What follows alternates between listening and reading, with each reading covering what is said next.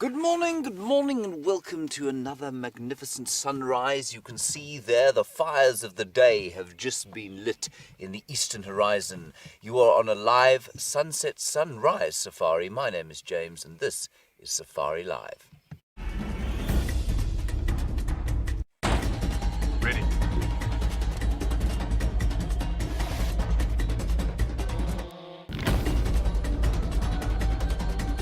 Standing by.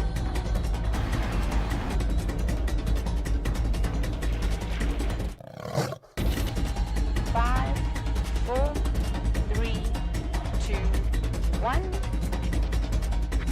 You are live, you are live. So the sun has yet to peep up over the horizon. It's probably about 10 or 20 minutes off doing that. It's a glorious morning, very chilly here in the northeast corner of the world's most beautiful country. 9 degrees Celsius, I'm told, 48 degrees Fahrenheit. This I believe to be a foul and contemptible untruth. I think it is probably where I'm sitting, down in the lower reaches, right near the valley of the great Umloa mighty drainage line. I'd say we're probably sitting at about maybe 6 degrees Celsius, so about 42 degrees Fahrenheit, I think that is. My name is James Henry. Like I said, on camera today we have Eggsy. Hello, Eggsy. Hi. There's Eggsy, everybody. Eggsy has produced a very beautiful picture for you there. On the other vehicle, the inimitable Brent Leo Smith is being filmed by Brian Joubert. We have to redo the shock absorbers in that car when they go out, of course, both being very vast human beings. And then on foot today, Jamie Patterson, and she's going to be elegantly traipsing around the bush looking for the small things on her walk, and possibly some bigger things, and she's being filmed, I think, by Willem Dorenbraak, he of the Paul Krugerish nature. No? John Ray. Eggsy was shaking his head there. I'll have to have a word with him about that. And obviously Stefan, the Mystic Boer, will be operating on security detail there. So that's the team for the morning.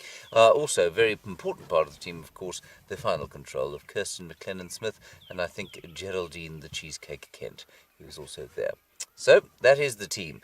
Our plan now, I'm not going to go through the chefs and that sort of thing. We'll do that later if you like. Our plan is to head off east towards Cheetah Plains this morning. Brent's looking for the lions that many of you heard around the lodge sometime last night. I think the last call was probably about 10 minutes before we came live. So with any luck, his bloodhound-esque nose and sharp eagle-like eyes will find the cats for you. Aubrey and Taxon will be around that area, I've no doubt, fairly soon, so they'll give him a bit of a hand. We'll go to Cheetah Plains and see what we can find there. I forgot to tell you, Mr. Brent Leo Smith.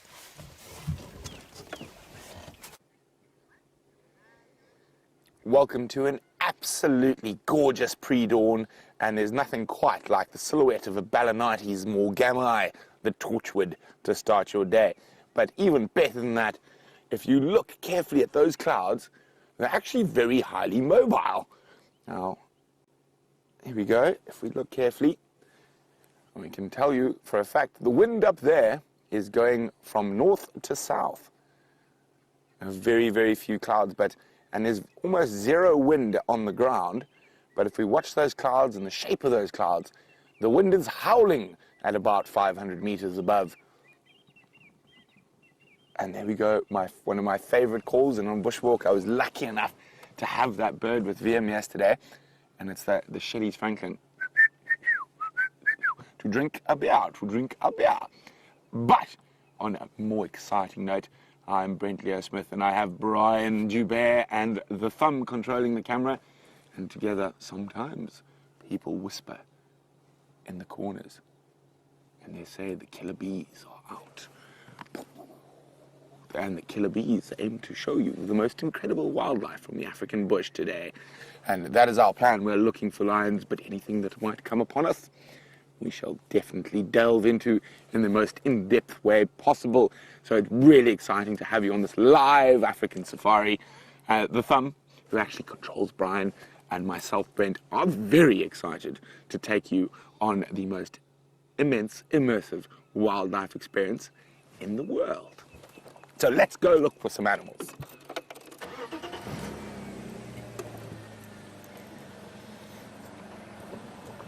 So, through the night, the lions have been roaring in this general area. I'm just checking the northern boundary. I'm quite confident they're in Djuma, but one must not count one's chickens before they hatch, so I'm making sure there are no tracks on the road. As you can see, it's quite dark, but I'm not using a spotlight because I ate all my carrots yesterday, so I can see well around me. The only reason I've got lights on to see if there are any lion tracks on the road. And I'm hoping the lions are around the general area where they were last night. Who knows, maybe they made a kill. Maybe some poor buffalo bull had to sacrifice himself to the feast of the lions.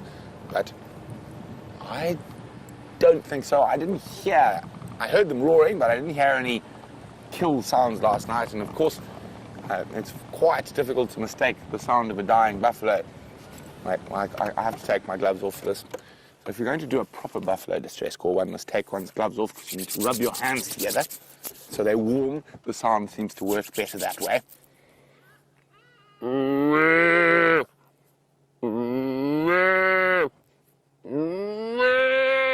I did not hear any of that last night, but we're hoping to hear it this morning, which will lead us straight to the lions. Now I've got to put my gloves back on because it's cold. Now, of course, you might have noticed that I have my one big fluffy mitt. But again, the mitt monster has hidden my other mitt. So I stole one of Jamie's this morning, and it does look a little ridiculous. I must admit, I take my hats off to Jamie because this is not a warm mitt. This is a very thin mitt. This is a warm mitt. This is a cold mitt, but it's better than no mitt. Okay, so in this little dip here, in this general area, if we watch my fat mitt, there is where I think the lions are from the last roar I heard this morning. And that roar for me, now I'm still in probably my 33rd year of studying lion roars. I haven't quite worked out the dialects yet, but I'm getting there. I don't think I'll ever get there as such, but I think that the roars we were hearing through the night and this morning were dominant roars. It was, whose land is it? Mine. Not, where are you roars. So I think they were proclaiming, because from here it's not very far to the Manuleti. As the crow flies, it's probably about 4 kilometers. And just to the north of the Manuleti is where there is another coalition of male lions. So I think they were just making themselves well known, that they are dominant, large and in charge and in the area. But while we continue to look for the largest carnivore in Africa, let's go back to James, who's got one of the smaller, sweeter creatures in the bush.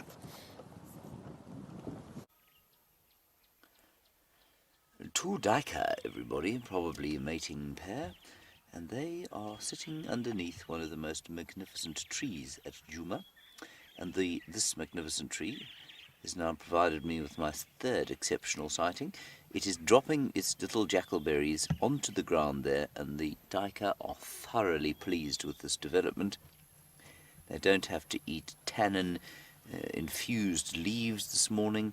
They can feed on some lovely sweet fruits dropped by the monkeys and birds that have been devouring the hanging bulbs in the tree there. And we don't often get to view them like this, you know. They so seldom will stand still. They're very aware of us, but we are probably about 80 meters from them. What is that in feet? About 200 feet or so. No? About 260 feet, odd.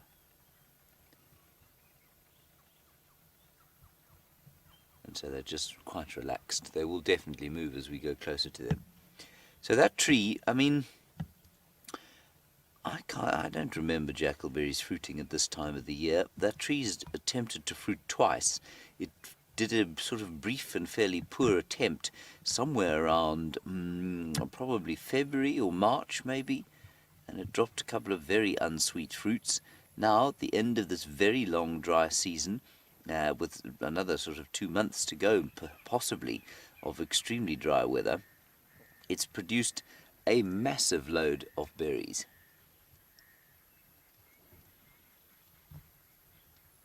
And there go the Dyker, everyone. This is Twin Dams. We're about to turn onto the main road to the east towards Cheetah Plains. It's a very nice sighting to start with Eggsy, isn't it? Yes. Yes, it is.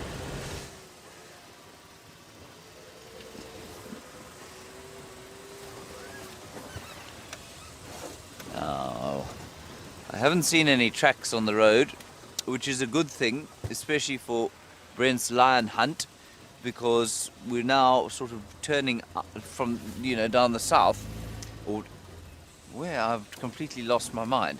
We are turning to the east from the along the southern boundary, that's what I wanted to say, and there are no lion tracks thus far, which means that the lion hunting up north is probably still a good idea, because often those lions come past here, they roar at the pan, and then they walk down south, beyond which we are unable to follow them.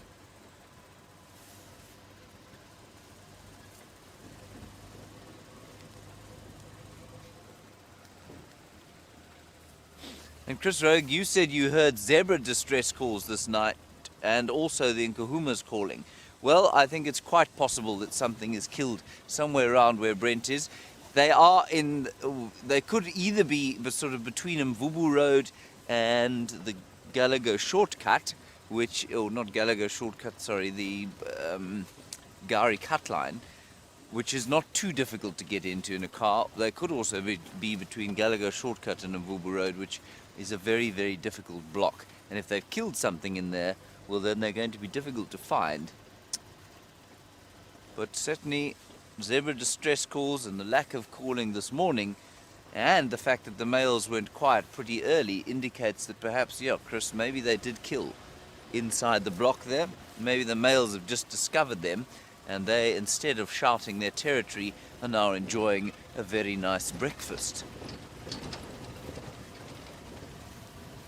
We are now going to go into the very coldest part of the reserve.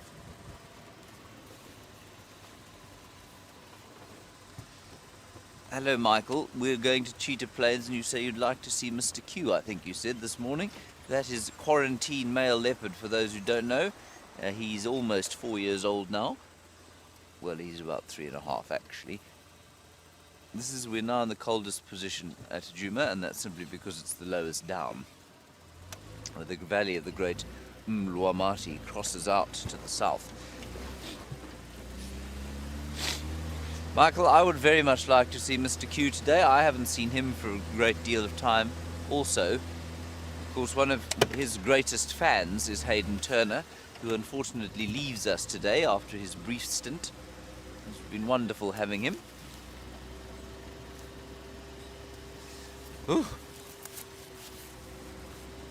All right, we're going to head a little bit quicker now towards Cheetah Plains. We'll see you on the other side. Sorry, you're going to Brent now. So we're going really slowly at the moment. It's still difficult to see tracks in this light, so we don't want to miss any tracks. And we know about Chris Rogue's update about lions and zebra distress calls. So not only am I looking for lion tracks, I'm looking for the pounding hooves of a horse wearing pajamas. But so far, the only tracks I see are of cars. But I am looking very carefully.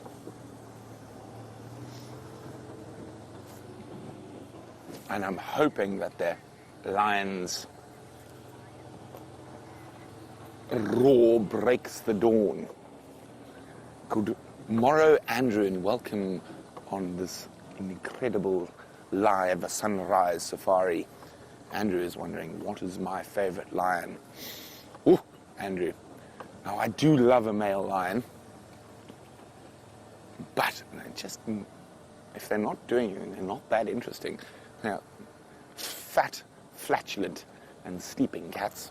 I think out of all the lions we see regularly, my favorite lion is the amber-eyed lioness of the Nkuhuma pride.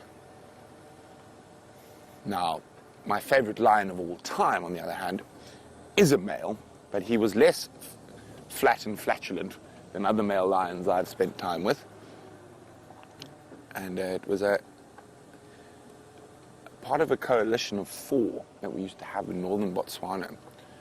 I think whatever happened to him in his youth, the hyenas must have harassed them a lot. He had the utmost hate for hyenas. And I've never, to this day, seen another lion like that. And literally, he would see a hyena 600 meters away and he would stalk him. The one night, he killed 5 hyenas in a row. Literally, we came out, we found his tracks, we started following his tracks down the road. Dead hyena. Another 400 meters, dead hyena. Another 600 meters, dead hyena. There were 4 dead hyenas down the road. And even if a hyena popped up, if they were on a buffalo kill or a giraffe kill, and a hyena would pop out 900 meters away, he would leave eating and start stalking that hyena. It was absolutely incredible. So the only thing I can think is he must have been harassed immensely by hyenas while he was young. But I think that was my favorite lion of all time. He didn't even have a name. We didn't really name animals up in Botswana too much. And the thing is, we were lucky enough, we were in the most massive concession, probably the largest private concession in Africa. It was 232,000 hectares, so over 500,000 acres. And we only had 3 cars in that whole area. And it was not uncommon to see a lion you'd never seen before, or a leopard, or a pack of wild dogs.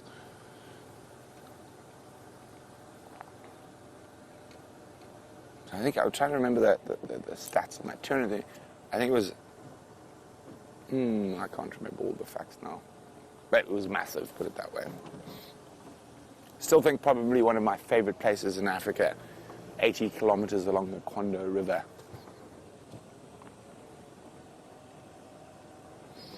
So we're on Mvubu Road, and we are checking. So far, there have been no tracks. I'm going very, very slowly. What I'm hoping is, by keeping the revs very low and just idling along in first gear, is that if they do roar, I'll be able to hear it over the engine.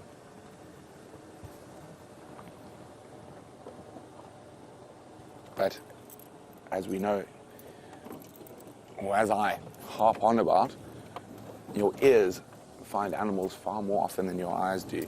So what we're going to do is we're going to use our ears. I'm just going to get to that little bump in the road there, and we're going to sneak stealthily and freewheel from here till we can't anymore.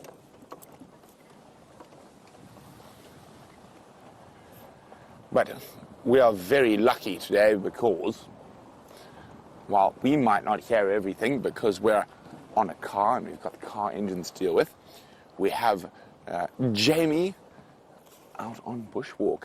So while you're walking, you're able to hear a lot more. So let's go say good morning to Jamie and see if she's heard anything while I've been waffling away. Good morning and welcome to our version of the Sunrise Safari as we head out on foot. My name is Jamie and I have Jean-Ray on camera with me. And this morning we have Steph on security detail, who was telling us something. Sorry, Steph, what was that? Oh, very nice. There is a bearded woodpecker. Yes, there he is. Can hear it. Can't see him, but it's going to. So the lovely thing about being out on foot is that you do, as Brent suggested, get to hear and to see things that you might not necessarily spot from the vehicle, and that's what makes walking out here so fun. And I have to say, as much as I love being on the vehicle, being out on foot is probably my favorite way to experience the bush. Somewhere off in the eastern direction is a male lion roaring his territorial outcry, battle cry, first thing in the morning. And of course we had that dramatic scene yesterday of the Birmingham boys fighting each other and the Nkahuma lionesses, probably over a female that's in estrus. Sorry, just having a look at this hole. That is freshly excavated. That's been cleared out by something. And in this case, just judging by the tracks, it the tracks are just little dots in the sand. This was probably made by a creature called a bushveld gerbil. Now what I'm not going to do is stick my hand right into the hole. Obviously that's the last thing you want to do out here, because these bushveld gerbil holes make perfect spots for a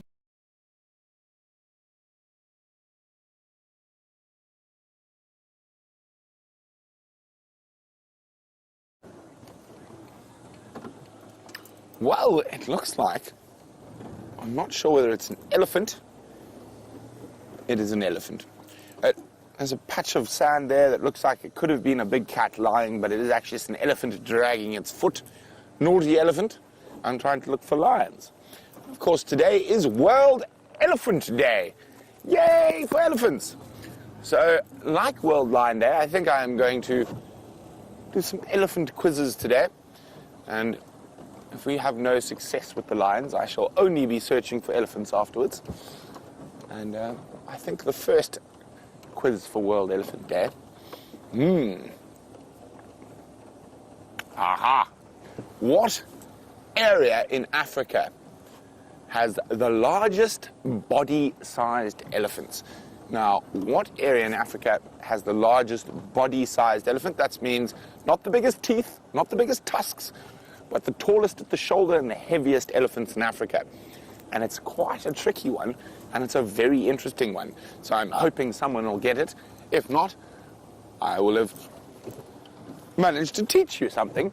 And I'm not going to say where or near what it is, but what area in Africa has the largest body-sized elephants at the moment? And there's quite a lot of research being done on them. So if you know the answer to where are the tallest and heaviest elephants in Africa, send your answers through to questions@wildearth.tv or #SafariLive on Twitter. Now, I'm quite confident, because it's World Elephant Day, that we'll hopefully be inundated with elephants, and maybe even we'll have lions that are being chased by elephants. One never knows. Okay, so I'm a little worried I haven't seen a lion track yet, and I don't think I've missed any tracks. Could they have caught the zebra that Chris Rogue heard in distress somewhere in this block?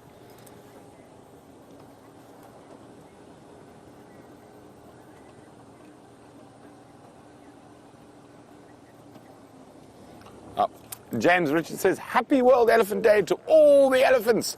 I agree. All elephants are absolutely wonderful and as important as each other.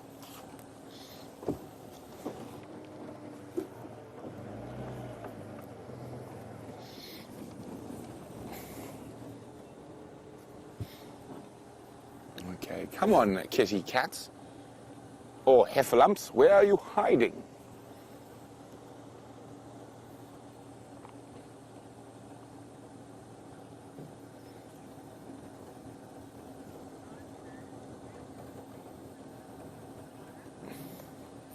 So the first answer for the elephant, the first of the Elephant Day quizzes is Botswana. It's not Botswana.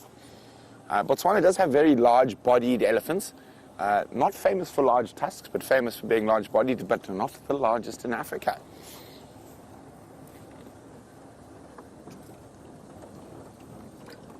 And as you can see, I'm still sipping on my tea.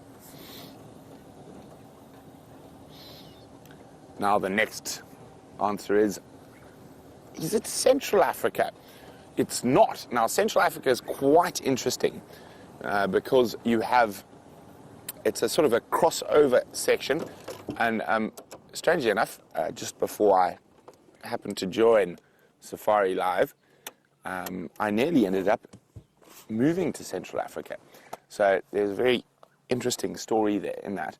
So Central Africa is in the center of Africa, but it has crossover elephants.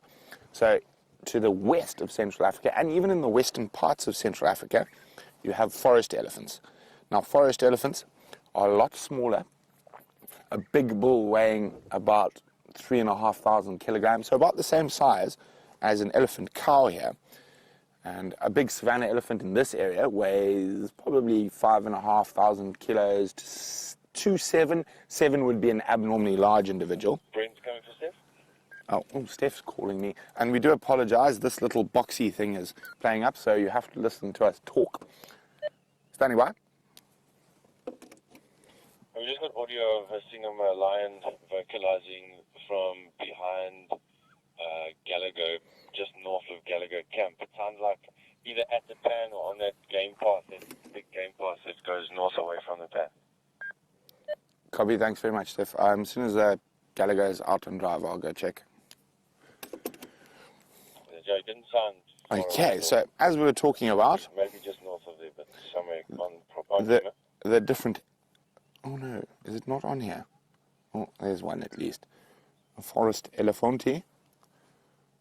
So, if we look at the forest elephant's tusks, see how they go. This is a particularly beautiful bull, and I was lucky enough to spend quite a lot of time with Gabon. Their tusks go straight down, their head shape slightly different, and their body size is minute. What I'll do is, because it's World Elephant Day, I'll find a picture of a forest elephant with some form of reference, and I'll find a picture of a savanna elephant, and I'll put them next to each other, and I'll post them later today so you guys can have a look. So what about Central Africa? So as you come east in Central Africa, you get to probably one of the most interesting areas in the world, and that's where we were supposed to go work, but unfortunately the political climate and change in the country, and it's not a very safe place at the moment. So there you have elephants that look half like savanna elephants and half like forest elephants, but if you go further to the east, they turn into proper savanna elephants. Now, for a long time, forest elephants were considered to be a completely separate species. Now, a completely separate species is not able to mate to produce viable offspring, whereas forest elephants and savanna elephants are able to, and that's why you have hybrids. The wrong word, but it's a word I'm going to use for now. It's not, I suppose, not a hybrid. It's just an in-betweener, and these elephants completely cross over and mate. Now, the reason the forest elephant is much smaller and the tusks face down as opposed to curving upward, it's because of their habitat. I mean, he's out in a marsh at the moment, but that is literally what it looks like in that forest. It is so thick, and often when we were walking on foot there, we used to see them at like 5 meters before you even knew the elephant was there. So the tusks face down, so it doesn't catch in all the lianas and thickets and vines that are out in that forest. So, and the Latin name for, or scientific name for a forest elephant is Loxodonta africanus cyclotis. And their eyes are very, very, very, very cool, and they're almost golden. They're much more striking than the normal savanna elephants. I will try find a picture of that later on drive, but Aubrey's out, which means we can go check behind Gallagher camp. Somewhere on Gallagher shortcut perhaps, or that game path. Oh, there we go. But I think I might have stumped you guys, and if I manage to stump you 2 days in a row, I think Brian will give me a pat on the back, because you couldn't get the Waltharia yesterday, the little flower, the only flower. Oh, there were 2 flowers on quarantine, but one of the only 2 flowers at the moment. Oh my goodness, my hand is missing my mitt.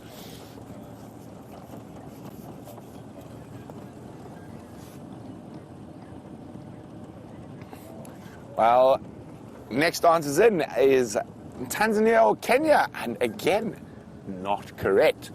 I think I'm going to do a little I stumped you dance shortly, but maybe I should, a little hint, it's a bit further south. Was that making it too easy, Brian? Oh, I don't know.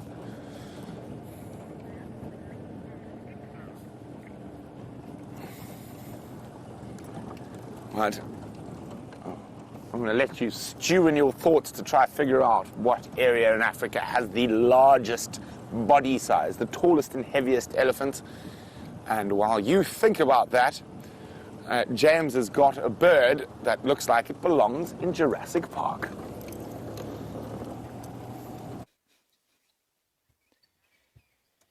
not sure it looks like it belongs in Jurassic Park, but it is certainly slightly sort of otherworldly. The helmeted guinea fowl fluttering about there, a little flock of them. I think they're rather amusing to watch. They look very surprised by life and somewhat incongruous. They look totally immobile. And again, on the theme of the Olympics, of course, we know that Michael Johnson, still the record holder for the 400 meters, in about 43.18 seconds, I think was his time. The humble guinea fowl, at which you're looking now, will do the 400 meters in roughly 35 seconds. And I've always wanted to meet Michael Johnson so that I might ask him if he'd care to race a guinea fowl around the 400 meters and see which one would win. I think it'd be quite amusing to see them coming down the home straight, the humble guinea fowl, streaming ahead, clacking away. They really are the chickens of the bush.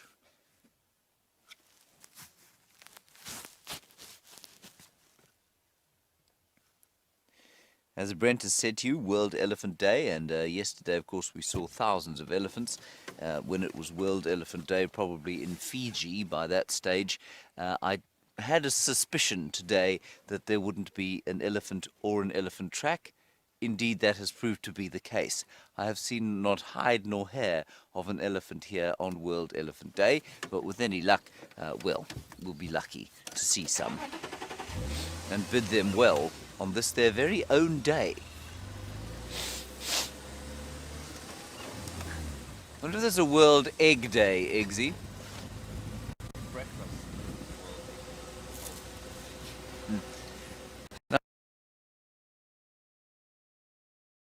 See an ostrich, not an Australian.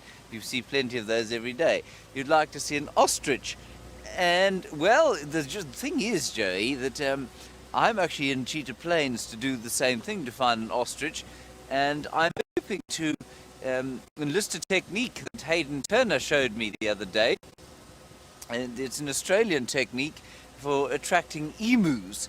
I'm going to attempt that. If we see the ostriches, I'm going to attempt the very same thing in the clearings. Now, I'm not going to tell you what it is.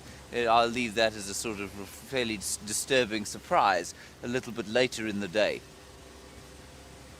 So, Joey, I'll do my best to find and then attract the ostriches.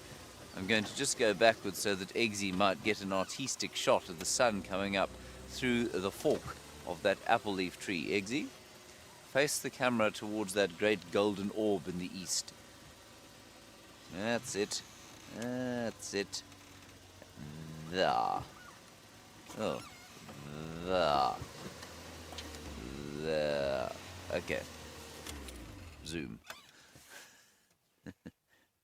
I've really hashed that, haven't I? Sorry, everybody. But there is the sun coming up. It's quite nice because Brent and I were out probably a good half hour before any of the other vehicles were around, and it's very nice to just be sort of feel like you're the first out and be on the fresh roads, the fresh tracks. There are some elephant tracks, everybody. I'll see if I can find a distinct one to show you.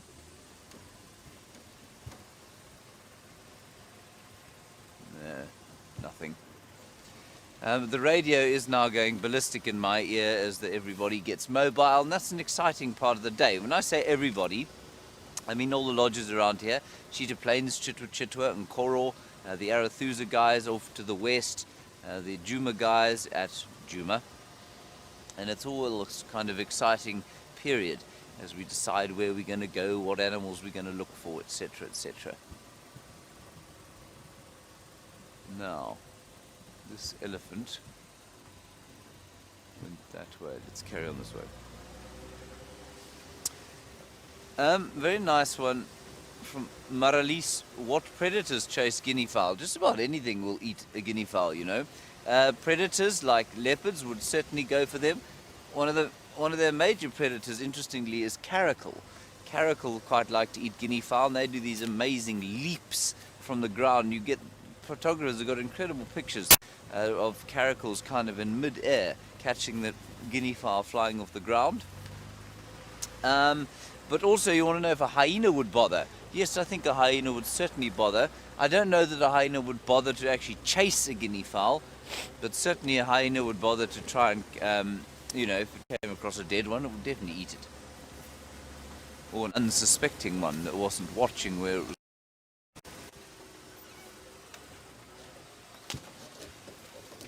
Some monkeys' tracks on the road. Gorgeous morning here.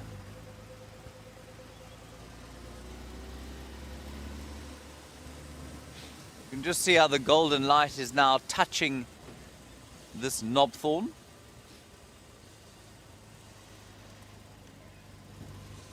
Now, Eggsy, when I point at a tree, it's very important that you show the viewers what I'm looking at, although they will think I'm mad. Eggsy's looking very disconcerted, everybody. He's very unhappy with me for telling him how to do his job.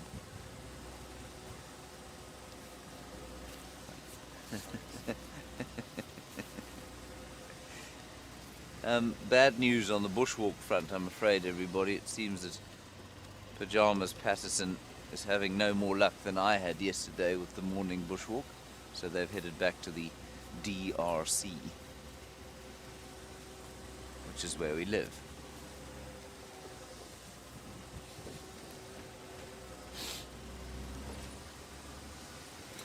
And Anna Marie, you would like to see some jackals here? Well, we'd hopefully see them too. I'd quite like to see some jackals. So we'll go with jackals, ostrich, quarantine male leopard, and some elephants just to round off World Elephant Day.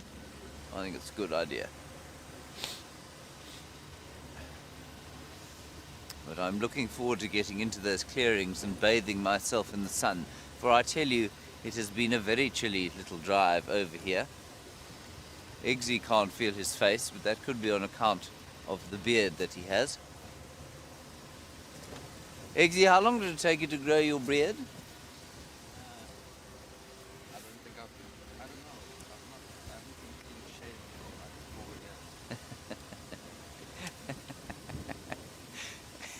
4 years. Eggsy just said that he doesn't remember the last time he was clean shaven. I imagine underneath his beard he probably looks like he's about 12. But thank you, Lucy in South Bend, Indiana. You say World Egg Day is on September the 14th. Is that correct? October the 14th. Right, Eggsy will be certain to celebrate your special day on the 14th of October.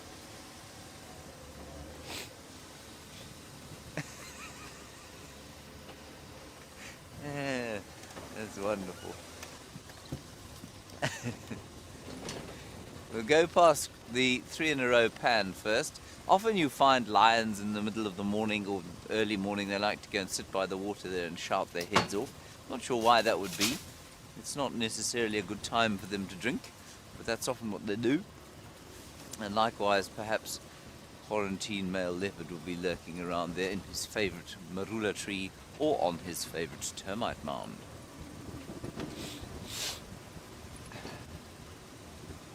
Oh, it is very cold today. And a very sort of, it's a honeyed sunrise, no cloud there to sort of orange it up too much. We'll go straight in towards it now, Eggsy. We'll turn left here.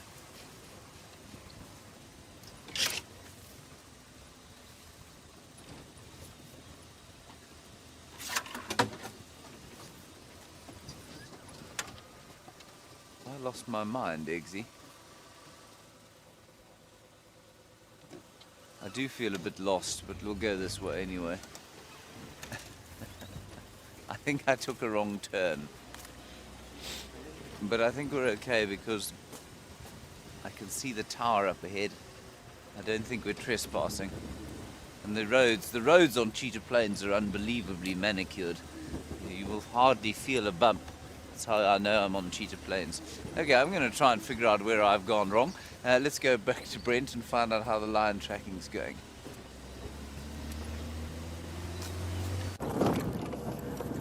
There are lions alive all around us, roaring.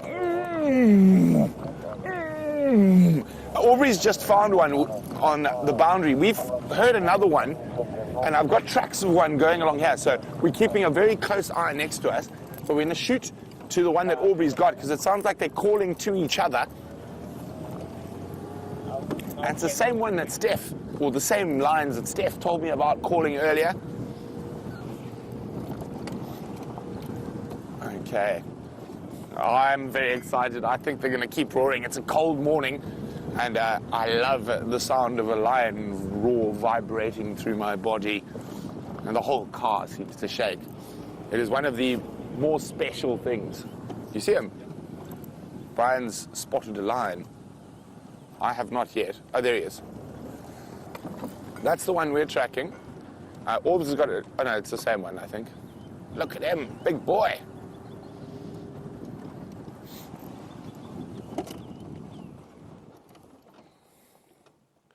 Come on, give us a roar. Now, he's got a bit of a limp, and that's not unusual for a male lion. And on the sunrise safari yesterday with Jamie, you would have seen the toughness that the females showed towards the males, and the males show even far more aggression with each other. Hello, Hopalong. Oh, from one big cat to another big cat, we see even more seldom with James.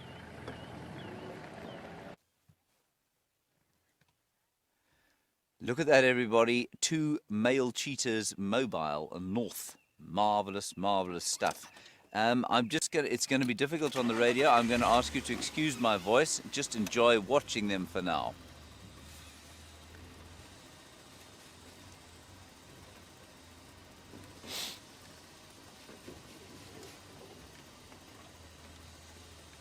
Isn't that wonderful? Now, what I want you to notice, everyone, is that these cheetah are moving next to the road, completely unlike the leopard and completely unlike the lions. What they do is they don't walk on the road, they will walk next to the road.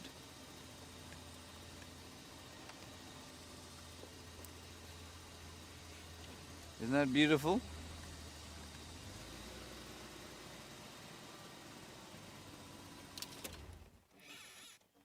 I'm just going to quickly talk on the radio again.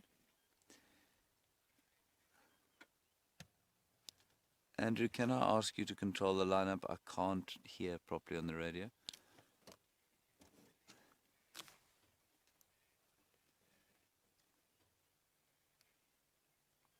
Copy. They're now reaching 3 in a row pan.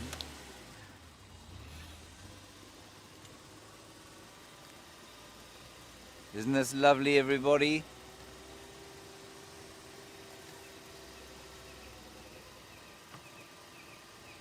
Haha. And the golden light there on them. I'm going to go a little bit closer. See if they sit on that.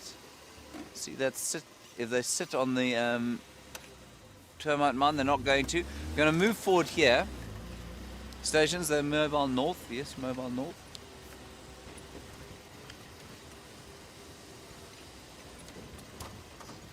Now, let me see if I can get a rank average photograph of them, Eggsy.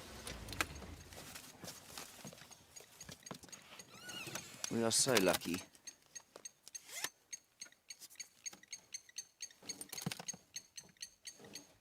We're not going to have long here because I think everyone will want to come in and see these cheetah. Here they come.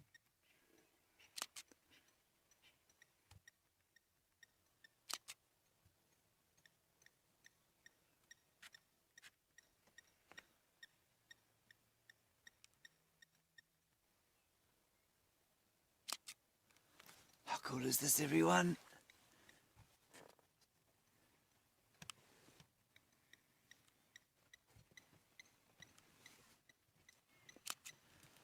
This is just brilliant stuff.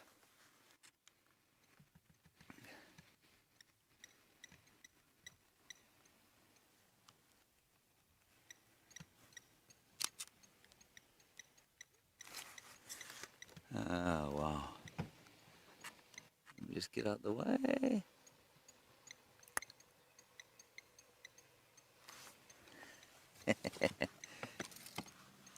Okay, everyone, we're not going to have very long here. There are thousands of people trying to come here. So we'll sit here for a little bit longer.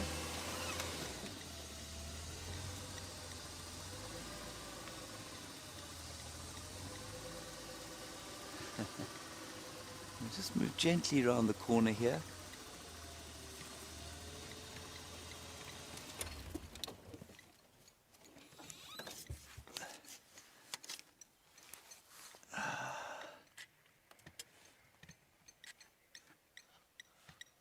Everyone is so excited, everybody.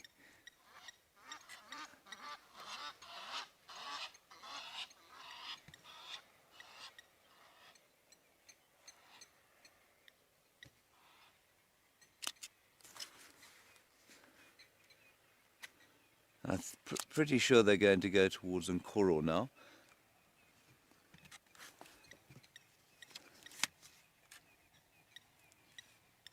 And I'm marking territory. Cheetah, not the most territorial cats, and their scent doesn't last very long.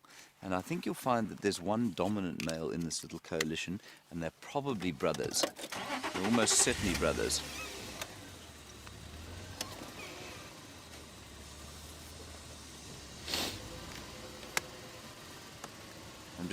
Guys, we're going to have another 2 minutes with them, and then I'm afraid we're going to have to move out.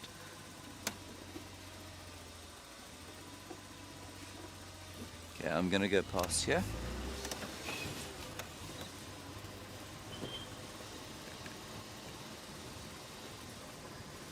Nina, you say it's so nice that we're so close to the cheetah. It is just fantastic, isn't it?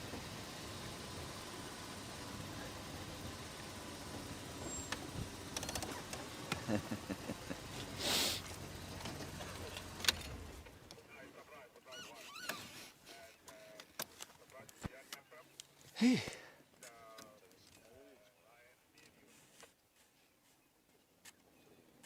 This is just fantastic.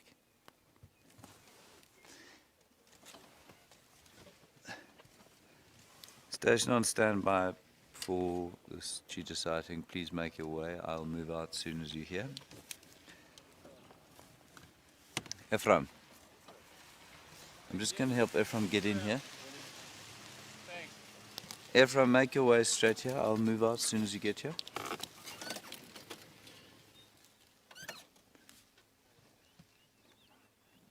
I know it'd be nice to spend all morning with them, everyone, but because they're moving, they're going to probably walk off this reserve, which is going to be difficult for some of the others. So maybe we'll have just a few more minutes here, and then we'll have to carry on.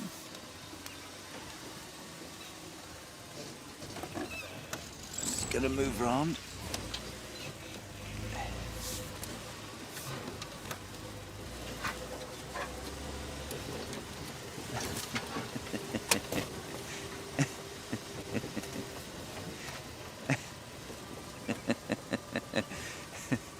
A wonderful question from somebody called Blobbit MacBlob. Blobbit, that is the best name on Twitter I've ever heard. I'm regularly astounded by the names people come up with for themselves. Brilliant, Blobbit MacBlob. You want to know if they respond or will mark on the markings of other big cats, these cheetahs? No, they won't. They will mark for other cheetahs. They won't mark over lions, for example.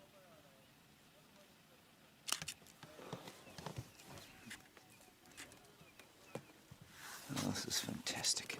Just trotting past us here.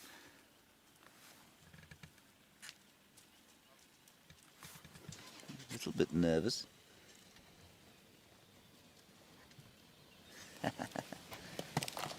This is a little bit nervous there. I'm not sure why. So we'll just keep our distance.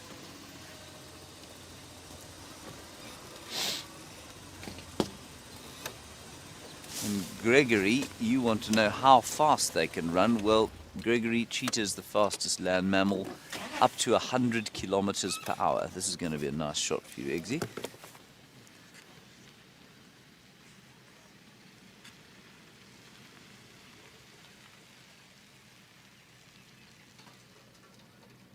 Isn't that nice?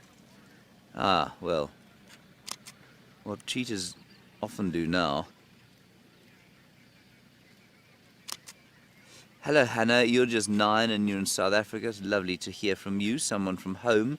And you say, we see a cheetah track? Yes, of course we can. We'll certainly try and find you a cheetah track once these chaps move off. I don't think they're going to be here for long, but they might be. Isn't that beautiful? Ah, we are so lucky, everybody. Look at them in the perfect morning light. You couldn't really ask for a great deal more than we've got right now.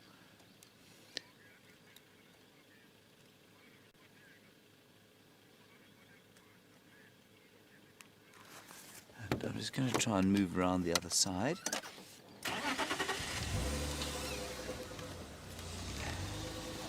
You know where Ephraim is? We're much luckier than I thought we were going to be with the timing here.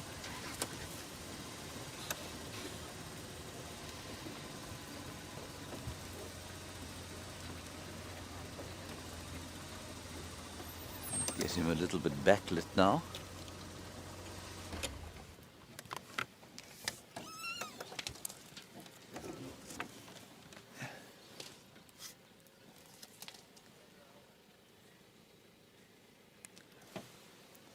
There we go. Sherry, in California, you want to know if these cheetah have got names. I don't think they do, other than Mr. Cheetah 1 and Mr. Cheetah 2, everybody. And that's because we don't see them all the time.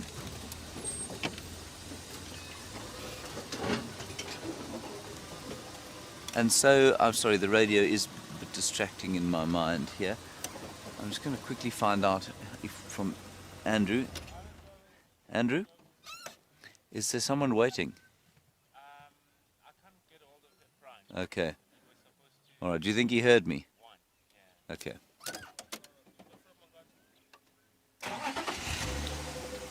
Will you just... The next guy that wants to come, I'll book. Okay. Let's carry on, chaps. The other guys are not being particularly awake on the radio. I think actually we're going to go along the road because I think they're going to probably walk parallel with the road. Maybe they won't. We'll go into the block here.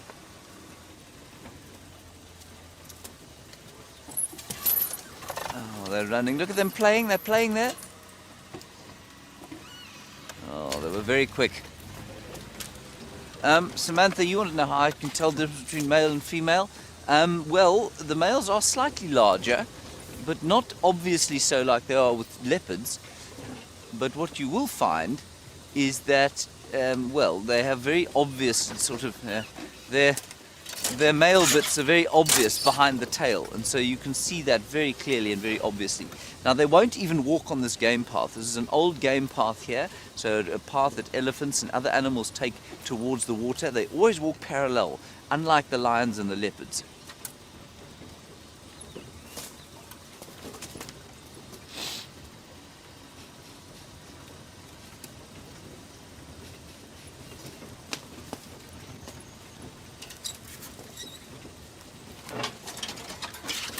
And Gail, of course, we do get asked this fairly regularly, where are the female cheetah? Well, we don't know really. I'm sure they come through here. This isn't the most optimal cheetah habitat in the world, which means that it's a little bit difficult for these guys to find ladies. But when ladies go into estrus, lady cheetah I mean, they will come around this area, they will mark, and then these guys will pick up their presence. They tend to walk almost predictably between the big clearings in the south of Cheetah Plains, northern Mala Mala, and then up towards Buffelshoek and into the Kruger, and then they come back down here. And on those wanderings, they'll mark their territory and they will smell the presence of females if they come in. I don't think I've seen a female cheetah here, though.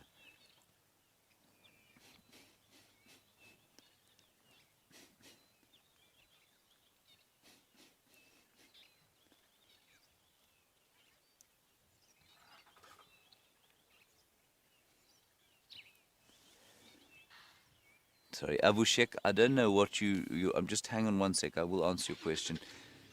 We're going to have to leave them, everybody. I think. No, we can go maybe just to the north of the road here. Abu Sheikh, I'm going to ask you a question again.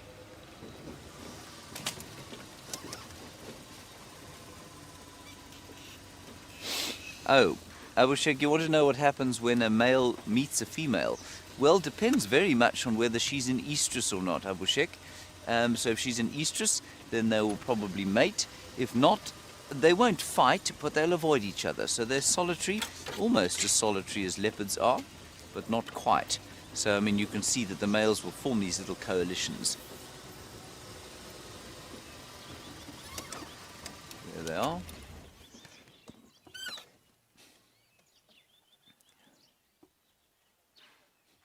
And you can maybe hear the impala behind us going pff, pff, alarm calling.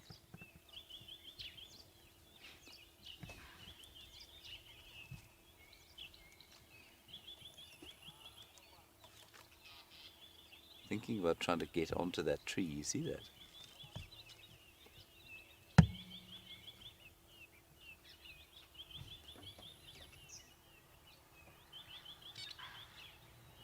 Those impala, I've seen them from, I don't know, probably 300 meters away, and they're alarming from there.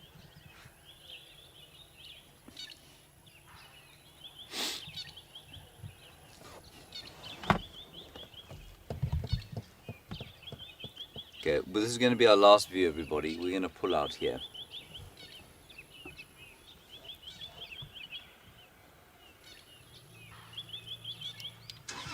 That's it, everyone, I'm afraid. Stations, I'm going to pull out of this sighting. We'll leave Andrew and Ephraim moving in with about a couple of others behind him. Oh, marvelous. Maralise, I think you were asking about whether they have a common ancestor or not with leopards. Yes, they do. All the cats have got a common ancestor eventually, but I think that they split many, many years ago. I mean, much more recently, for example, than the common ancestor of lions and leopards, because they're in the same genus. These guys are genetically very different from leopards and lions. Okay, that's it, chaps. Oh, what is that? There's something running down the road there. Oh. They flushed. I think it may have been a jackal. I can't go in there because the cheetahs are still there, but there was something there. It's jackals. It's two jackals. It's two jackals there that are running down through the clearings there. Yeah, that's what it was. All right, that's it, everyone. Brilliant. And you saw it. Well done, Eggsy. Good job. Something more to celebrate on the 14th of October. Radio is going absolutely ballistic. It's by far the best to just find them so that you don't have to get into a lineup of people trying to come in to see them. Eggsy, that's a pretty good start to Cheetah Plains, wouldn't you say? Yes, cheetahs are Cheetah Plains. That's how we roll. That is why they call it Cheetah Plains. Yes, Eggsy, well done. Watch your heads, everybody.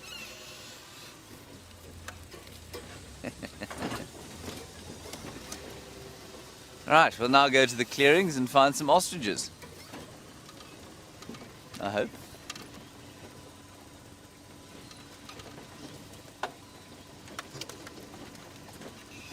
Alright, in the meantime, Jamie Patterson has managed to cajole and beat that bushwalk backpack into some kind of action. Let's go and find out what's happening with her.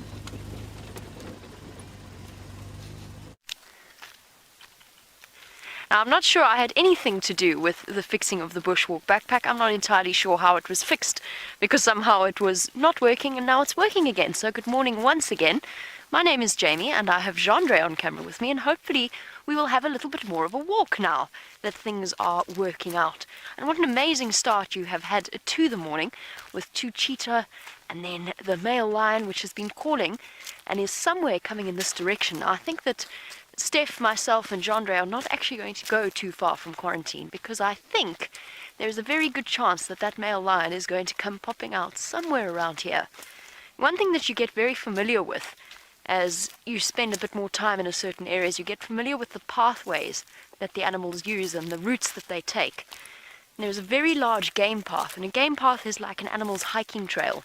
They create their own paths, which is usually the easiest way through the bush, and it's like walking on a road. It's much easier, it's quieter, they don't run the risk of walking into any bushes or anything like that. And so they usually use the same path. And I'm looking past Chandre to just make sure that he hasn't popped out somewhere while I've been chatting away. And it would be lovely to have the male lion on foot. Just listening to the vehicles moving about before we accidentally go wandering into their sighting, which is definitely something that we would rather avoid. Steph is wandering behind us. I'll tell you a secret about Steph. Steph at the moment is so stiff from exercise that every time he stands up, sits down, or walks a couple of steps, he starts to groan. Morning, Steph. We're looking at you. Sorry. Steph says he's got nowhere to hide. He's found a stick. He is basically invisible now. We would never know, if I hadn't pointed him out, we would never know that he was there. So there you go. What does James call Steph? The mystic boer. The mystic boer is over there in the sunrise, looking very, very subtle behind the stick that he is hiding behind. And so we continue on and wait for this lion to pop out somewhere along the line. I was in the process of showing you a gerbil hole that was freshly dug before we disappeared. I'm not entirely sure when we disappeared off your screens. At some point, while I was showing you a freshly dug gerbil hole, but I don't know where it is now. I've forgotten. Apparently it was as we were showing you the finer details of the gerbil hole. And now, of course, it has disappeared. I can't remember exactly where we were that we found it. We'll slowly make our way towards the termite mounds. I think we're going to go and stand up there and have a good look. Perhaps dodge the vehicles and possibly the male lion, depending upon where he decides to arrive. I'll just stop here for one moment. I know that this is becoming a little bit like a broken record, but if you have a look at the damage that's been done by the elephants at the moment, it is just, it's this destruction of the trees. All of these acacia have been damaged by elephants in some way. And it almost looks, if we go and have a look here, actually I'm not 100% sure that that is elephant. That might be something else. But you know that the animals are starting to get desperate when they go for the guarri bushes. So this is a magic guarri bush, and it has been debarked. My first thought was actually buffalo rubbing their horns, which is a possibility, but the bark has been stripped cleanly away. And generally the guarri bushes look as luscious and green as they do because they actually don't have much value in terms of their nutrients. But the fact that it looks as though an elephant has actually come and debarked this guarri bush tells you just how desperate they are for nutrients. And that's of course why we're getting them coming into the camps, into the gardens, into wherever they can be. This is great fun. Huge amount of damage. And they're slowly but surely shaping the landscape. And I've said it before, and I think I stand by it, that even if the drought only lasts until this winter, to the summer, to this rainy season, there's still a change to the shape of the landscape, just in terms of the elephant feeding that they've done. Now I know that Brent was with that male lion, and I know that he's heading in this direction. Let's head across to him, find out how he's doing, and we're going to give him a hand in searching for this particular lion.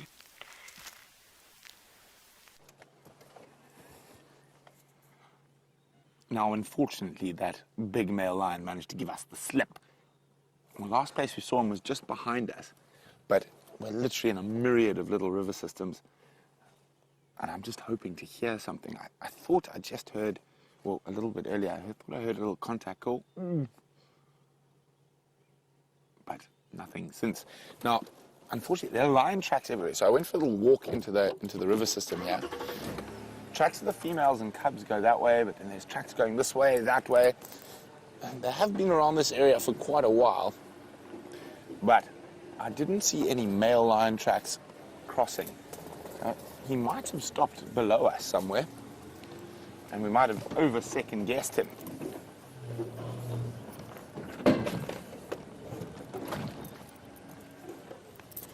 So we're going to keep on our search for not only the male lion, but the whole in Kahuma pride that we're pretty confident is on Djuma.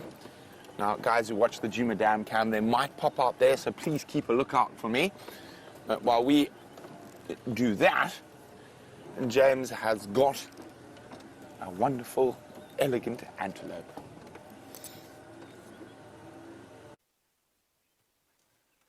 There is a kudu, everybody, with his fluffy winter fur. And she's just eating on some Acacia gerardii, or the red thorn tree. A whole beautiful herd standing here. Now, word on the wireless is that there's a male lion lurking about here somewhere. If any luck, we'll be a bit lucky with that. Especially as it's quite cool still, and they often will lie out in the sun, sort of to overcome the chills of the evening.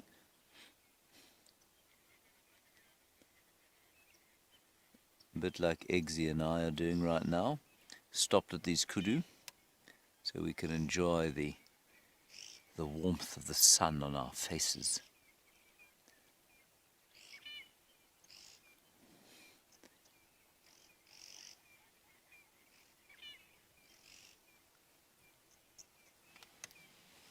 Okay, let's move forward.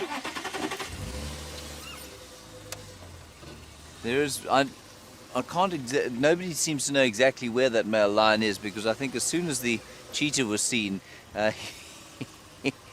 he was left alone. Everybody went off that way.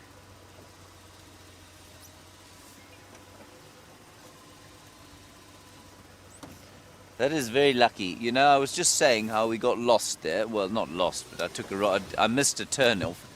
If I hadn't missed that turn-off, we wouldn't have seen those cheetahs. Amazing.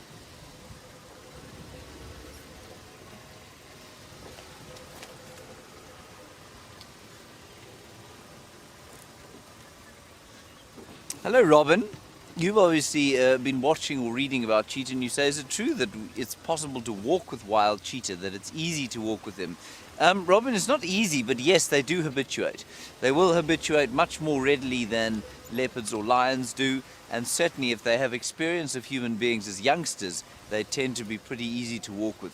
I think it would be very difficult in an area like this.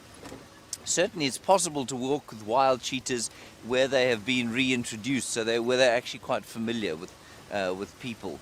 I think you'd struggle to habituate two adult male cheetahs like that to our presence on foot. But they wouldn't pose a danger. I don't know of a record of cheetah killing human beings. I'm sure it's happened once or twice over the many millions of years that our two sort of kinds have been around each other, but I think it's very uncommon. And certainly I've said before, and Brent's got lots of stories about this sort of thing, where cheetahs have been kept as hunting dogs. Genghis Khan kept a whole stable of cheetah that he used as sort of greyhounds.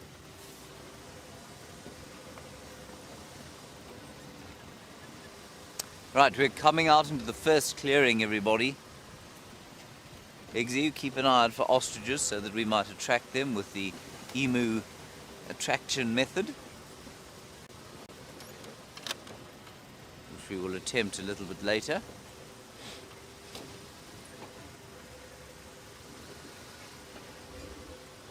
Doesn't seem to be a great deal in this vast clearing here. We're going to turn to the left, which is north, because apparently the male lion was on the sort of Nkoro boundary just north of here. Ah, what a marvelous day.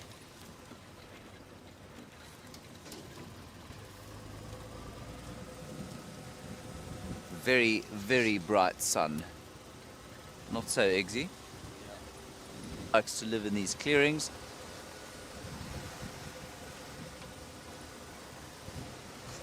I don't see any pipits at the moment. We drive a little bit more quickly, but not far from where I think the lion might be. And then we'll evaluate from there where we're going to go. Where we might find our ostriches.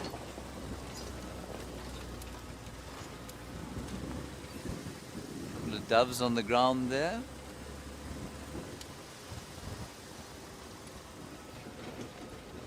Just keeping an eye out both sides of the road and in front. And let me just try and figure out what's going on here. While I do that, Jamie is still prancing about the place on foot. Let's go and find out what she's found.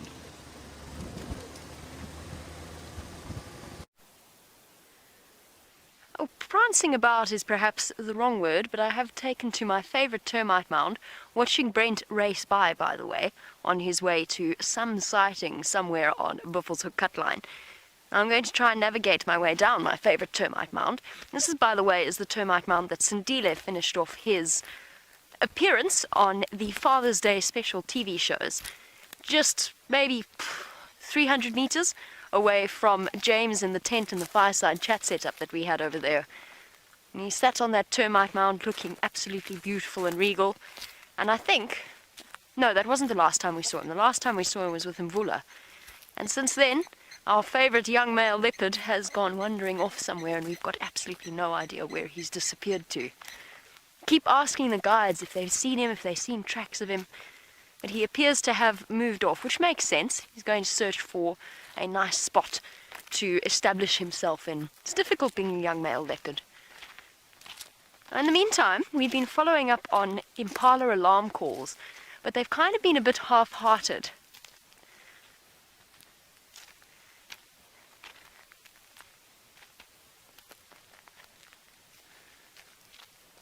Oh, no, these impala are absolutely relaxed. They're over there. They're hidden out amongst the trees of the open area, quite close to quarantine. Totally relaxed. Usually if a leopard or a lion was walking past, whilst they won't necessarily go frantic, they will most definitely be staring off in the direction of that predator, which they're definitely not doing at the moment. They might be looking at Steph, who has vanished. He's managed to find himself a bigger tree. But it does bring us to the subject of the trees and their damage, and Michael was wondering, I mean, like this poor acacia hasn't even really been fed on, it's just been stepped on. And just imagine it, the elephant just going like this, eating a little bit of it, but nothing really. Brings us to Michael's question, which is, do the trees on quarantine have a substance on them to stop the elephants from eating them? They do now. They've been as part of an experiment to see whether or not it has any effect, and of course this is huge value in terms of human-elephant conflict throughout Africa. But they're testing it on quarantine. There's plenty of food elsewhere for the elephants to feed off. When in an open area like that, they immediately start to target the very large, very old trees. And the answer to that is they've been sprayed by tannins, or with tannins. I was going to say by Nick. So, a young man called Nicholas, who stayed with us for a couple of weeks. Nick sprayed them with some tannins. It remains to be seen if that makes any difference. So you know when elephants feed constantly, as soon as they start to feed off a tree or any browser, the tree starts to release a substance called the tannins. Very, very bitter. It's what makes the... There's a tree there, Jeandre. Found it. Well done. Jeandre doing a marvellous job of locating the trees for us. The tannins are produced by the plant. It's what makes the spike thorns and the silver cluster leaves taste particularly unpleasant, and it makes it very, very distasteful for the animals to eat. And as a result, the idea is, well, we spray the trees with tannins and the elephants are going to immediately just move on and find other food. Remains to be seen. They've also had some tin cans hammered to them with, I believe it was creosote. Creosote is a foul substance. I really don't like it, but it's given me a serious headache before. But it basically is painted onto wood to make it resistant to termites and wood borers and water and so on and so forth. And what happened here? Sorry. Unusual tracks in the soil. It remains to be seen whether or not the tannins or the creosote actually work to stop the elephants from feeding off them. This was during the rain. Something slipped here. I love tracks like this, because they tell you a lot about the way that the animal was moving. And I think something skidded and actually caused that brush up of soil. Well, that's quite a lot. Maybe something digging. It doesn't look like something digging, though. And that skid mark. Perhaps something being chased across quarantine, or just running and playing in the mud. Now, impala looking very, very relaxed. It's amazing, they've spotted us. And it just goes to show that sometimes your value in terms of the impact that you have on animals, presenting yourself out in the open, talking, not displaying predatory behavior. If we tried to sneak up on those impala, first of all, never try to sneak up on impala because you will not get anywhere near them. They've got incredibly clean senses. But if you're not displaying predatory behavior, which is why when something like a lion or a leopard is just walking past, impala kind of go, bah, every now and again. But they're actually not too concerned about the presence of the predators. And the same goes for us. We're not displaying predatory behavior. I'm not sneaking up on them. I'm not trying to stay hidden or whispering. And as a result, they're actually quite relaxed with our presence. But if I were now to run towards them, they would immediately start alarm calling and disappear off. If I were to sneak around that termite-mounted peak up, they'd get a fright. They're used to being ambushed. But they also know that predators, if they're just walking past, not displaying predatory behavior, then they are absolutely fine. Let's head across to James and find out where he is now that he's had a marvelous morning spent with Cheetah, and we'll catch up with you soon.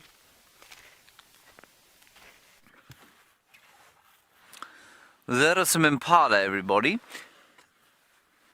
We haven't found anything else. The male lion seems to have moved. And that means it's going to be a little difficult to find him, I think, because he doesn't seem to have come down this way. But a beautiful view of some impalas. And I'm just going to retrieve these binoculars and see, because it looks like there's something standing under a tree on the next clearing. No, it is just another piece of tree standing under the tree on the next clearing. Some quite odd sort of cloud build-up there on the horizon, which Eggsy will show you eventually. And there it is.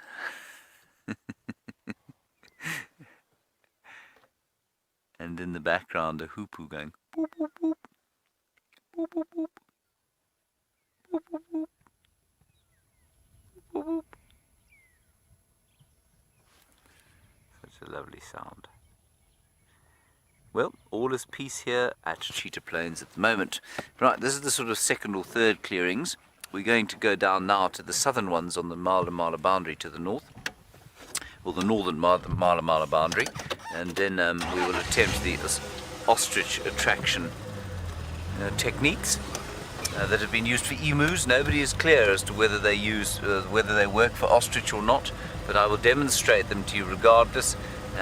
We'll see if they work. I think you might have to have ostriches actually in sight for it to work, but in the meantime, maybe not.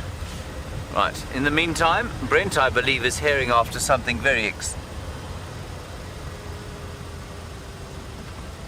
What? Ah, sorry. Brent is not quite ready for you.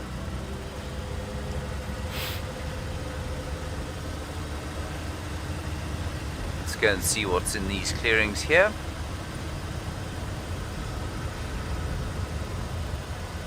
I feel like it's going to be a warmish day, but then that funny cloud build-up tells me maybe there's a front coming through. I read an article again today about La Niña and her potential effects in this area, and apparently potentially big rains somewhere between August and October. So I mean, that's quite new. Right, good stuff. Brent is now ready for you with a very special sighting.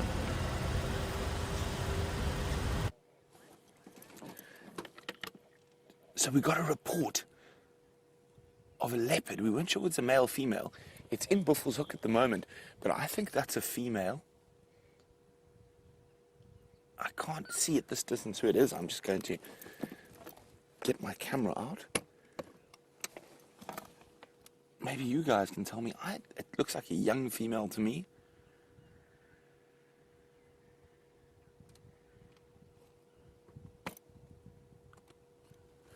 Yeah, let me get my camera.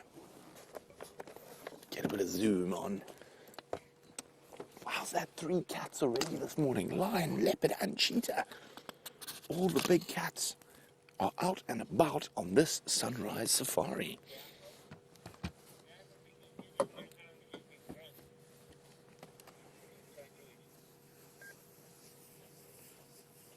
Oh, look at that. Beautiful in the early morning light. Now the big question is, who are you? Brian, any ideas? No idea. No idea. So I don't think it's Karula. Ears look too perfect.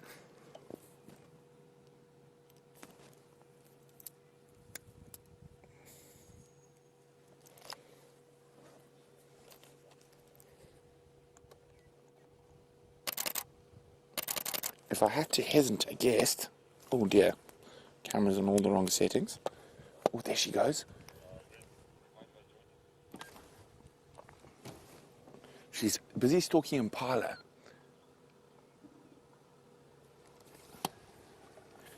I'm not sure who it is yet. Okay, we need to move. Lena says, is it Salahesh or Tandi? I don't think so. We're right on the northern edge of Djuma. And so it could be Shaluva. I'm just going to let yours go in front of me because he's going forward and I'm going backwards. How's it yours? Nice to see you guys. And now I can turn around. And she's stalking impala. The impala on Djuma. She's on Buffalo's Hook at the moment.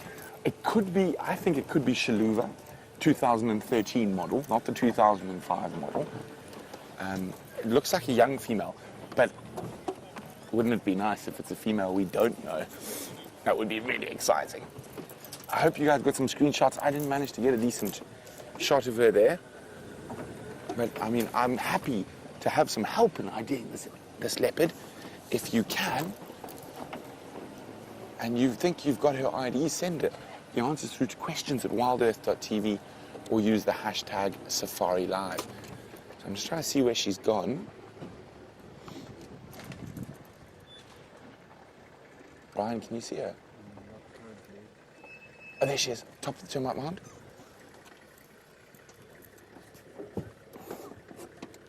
Look at that, now you often, oh, she's popped down again. Using that termite mound as cover to approach the impala. Lost sight of her now, but she's definitely behind that mound. And you see, oh, there she is. Look at that. Isn't that incredible? I lost sight of her, but fortunately, we have the thumb controlling the camera who kept an eye on her. Yo, you just see her ear there.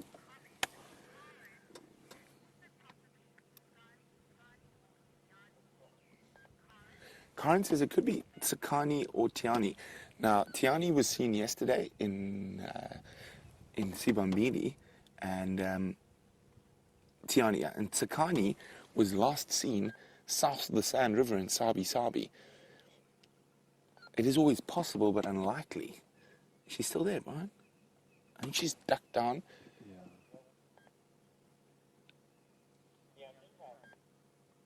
If she comes out, so exciting. Fingers crossed it's a new leopard for the killer bees. But I think it is, I think the most likely individual is Shilua 2013. Almost like, sounds like a make of car, because you've got the 2005 model and the 2013 model.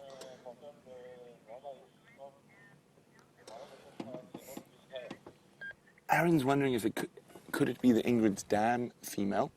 Aaron, I don't think so. Ingrid's Dam is right on the western edge of Arethusa. The southwestern edge of Arethusa, and we're on the northeastern edge of Djuma. So It could be a female that's coming in from the north in Buffelshoek, but I think most likely is Shaluva.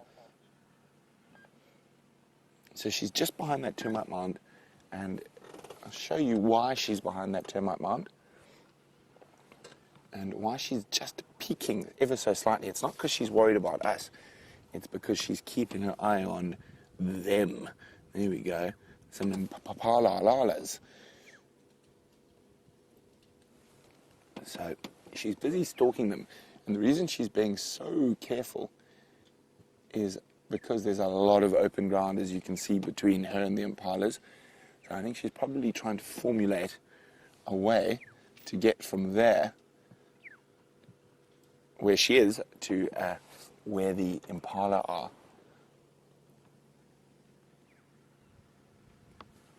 Is that her ear popping up, Brian? Or was it my wishful imagination? I think it's my wishful imagination. So she is behind that termite mound.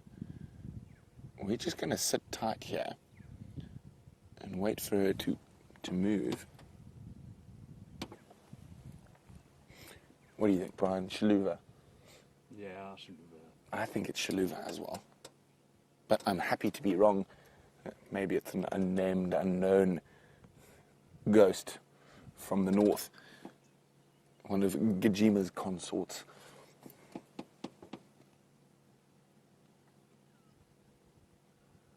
Okay. So she is still there. There are some vehicles in Buffelshoek who can see her, but she is behind the termite mound. And as I said, we're right on the northern edge of our traverse, northeastern edge of our traverse.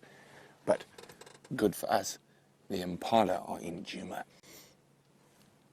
So we're just going to sit tight right here. And hopefully she slinks. So I think she's going to come from there, and she's going to use this available cover here in front of us. It's the best way. And then maybe even go a bit further towards the drainage line. And then obviously crossing the road is going to be a difficult part. And then I think she's going to stick in these trees. And I think she's going to come to an impala. Ooh, my alarm's not long enough. So that's the route I think she's going to use to get to those impala.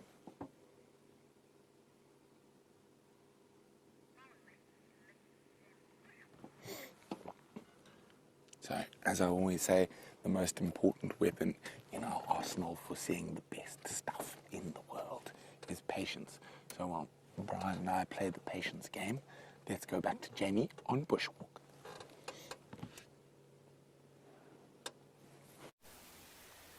The idea on bushwalk actually at the moment is to play the patience game as well, and I'm going to explain exactly what I mean to you in one moment. But first of all, just have a look at this particular scene. We've got something, and I've been dying to do this, and I really, really hope that it works today.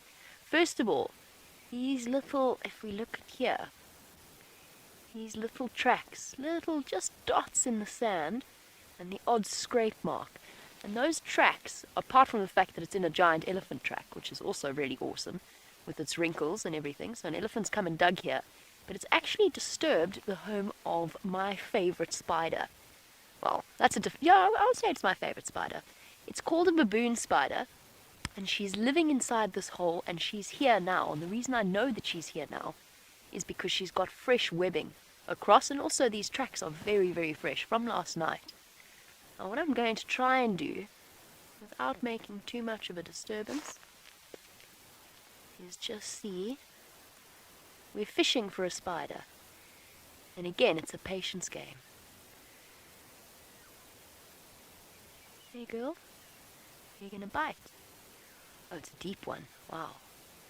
So what often happens if you do this, you got to do it really delicately,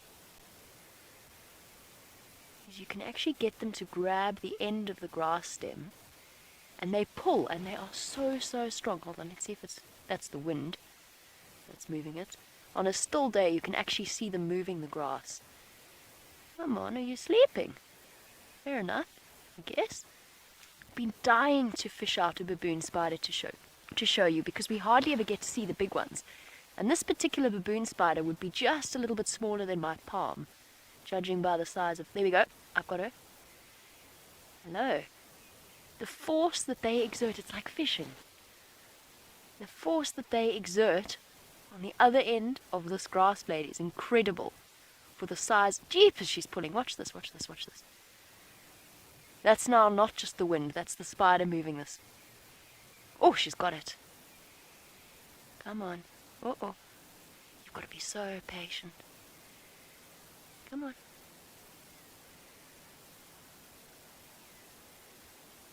Come on. I've done this before and I've fished out some enormous spiders, and it's very, very important that you don't get into their eye line. Otherwise they get too scared to come out of their holes. She's coming, she's coming, she's coming. Oh, wow.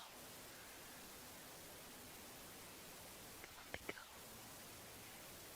Come on. She's coming. She's coming. Oh, I think she saw my hand. Come on. Come on. She's coming. Come on. Come on. Come on. You've got to be so, so patient. She's coming. You can see her massive hairy legs. They are my absolute best. Come on.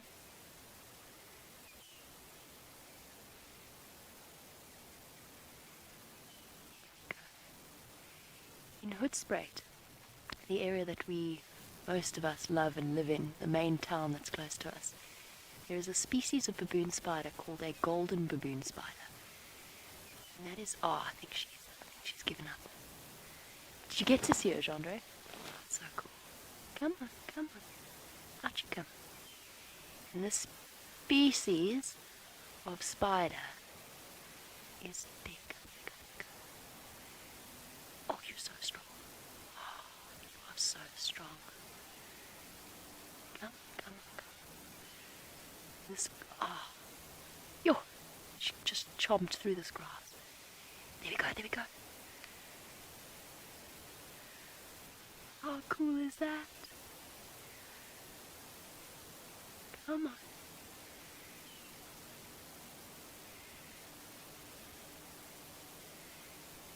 Awesome. One more try, one more try.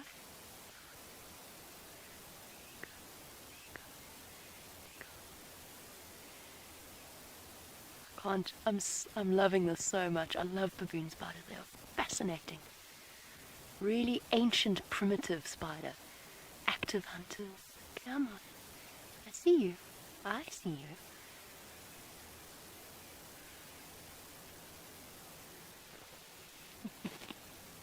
How cool is that?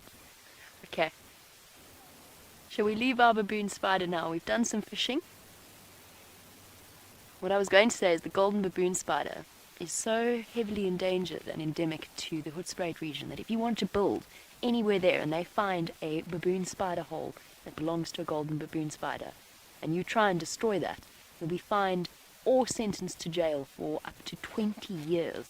Now, South Africa is a place with its troubles, but the amazing thing is we have some really, truly incredible wildlife protection laws, and stuff like that makes me so happy. That spider was absolutely, I'm so glad I got to do that. We didn't get it all the way out, but I'm not going to try and torment it anymore. Not torment it, but just try and fish it out any further. They are nocturnal creatures, so we're going to leave it to its daytime snooze. Let's head back across to Brent to see if that leopard has popped out and find out who she is.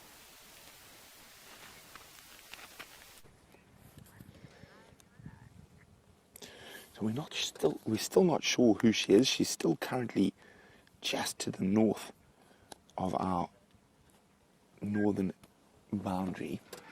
And you can see there, she's relaxed around vehicles, which means she's probably grown up in the Sabi Sands, not in the Kruger or the Manuletti.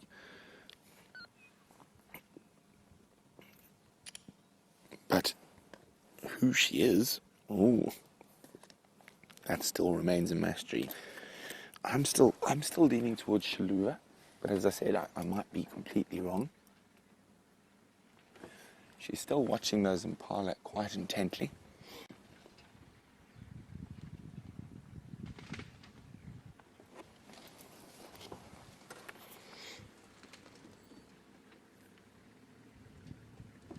definitely a young female. You're a pretty lady, aren't you? Just come a bit closer so we can identify you, please. Oh, she's heard something behind her. No, that's bad. No impala that side. Please be impala our side. Was that a bit of saliva I saw drop there? She must be hungry. See how her ears are flat? It's so she doesn't stick out from the termite mound. So they're not sitting upright like they normally would.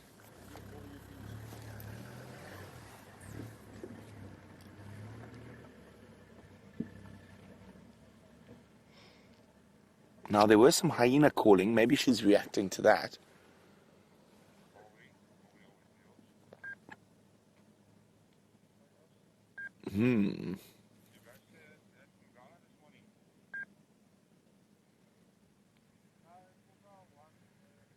What are you up to?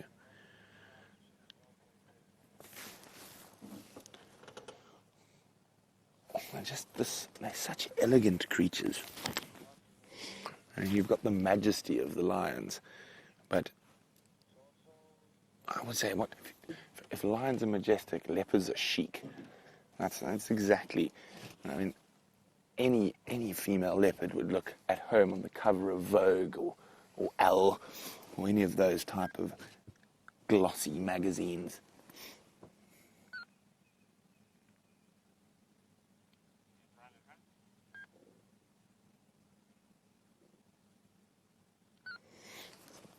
Come towards us, please.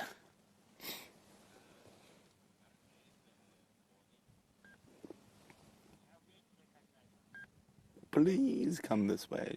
Don't go the other way.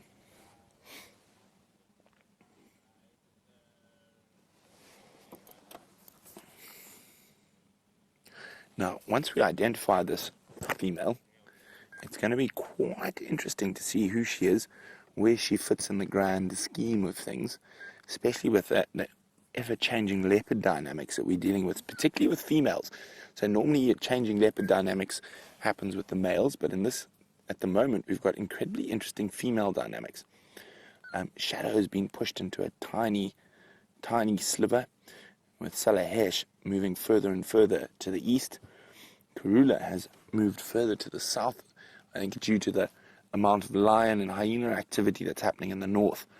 And there is definitely a gap in the northern part of what was once Karula's territory for another female leopard. Now, where we are sitting right now is traditionally Karula country. We're quite close to Buffelshoek waterhole, but Karula hasn't been seen in these parts for many a moon.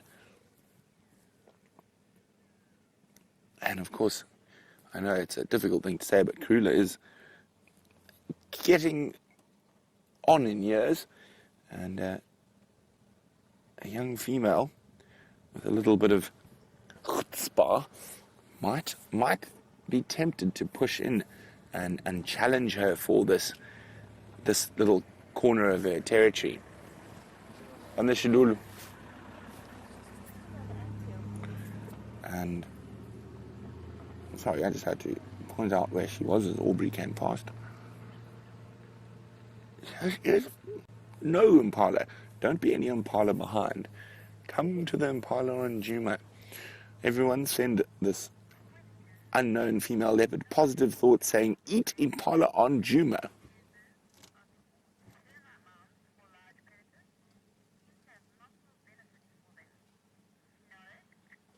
No, it says it looks like that large termite mounds have multiple benefits for predators. Most definitely, it gives them a wonderful spot to view. It's a good place because you can survey all around you and make sure nothing sneaks up on you. You can use it to look for prey, and it's quite nice to bask in the sun on as well.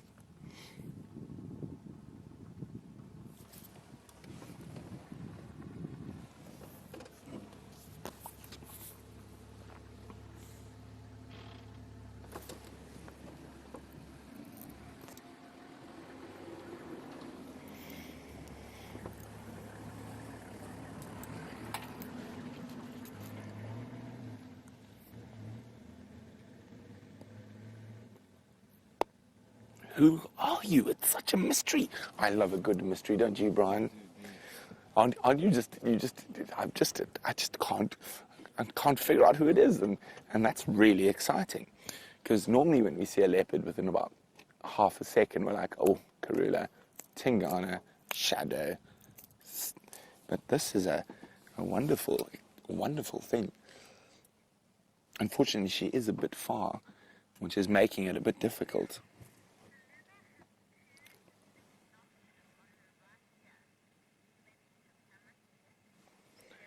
Well, Cheryl says Shaluva has 2 distinct notches on her right ear. Possibly we could use the camera to check. Now, Brian is going to go full zoom. And on this camera, Cheryl, unfortunately, that is full zoom. So I've been looking with binoculars, and even at binoculars, she's quite far away. But we shall definitely try, Cheryl, to see if she's got 2 notches in her right ear. Thank you very much for that, Cheryl. But Cheryl, are you talking about Shaluva 2005 or Shaluva 2013? I'm assuming you're talking about Shaluva 2013, because this is a young female, definitely not an 11-year-old.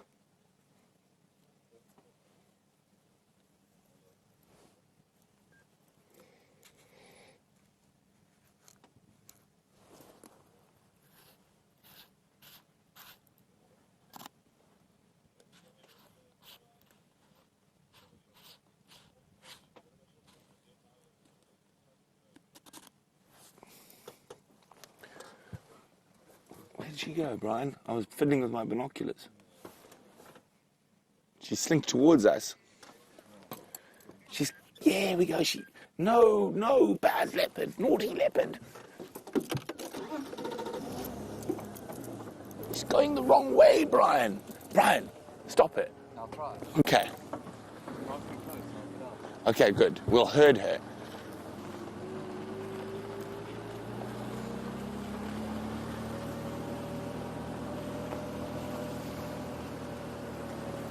It's okay if she sees something to the south, just not to the east. Okay, there we go. How's that, Brian? Actually, I might be able to get a camera shot with a light there.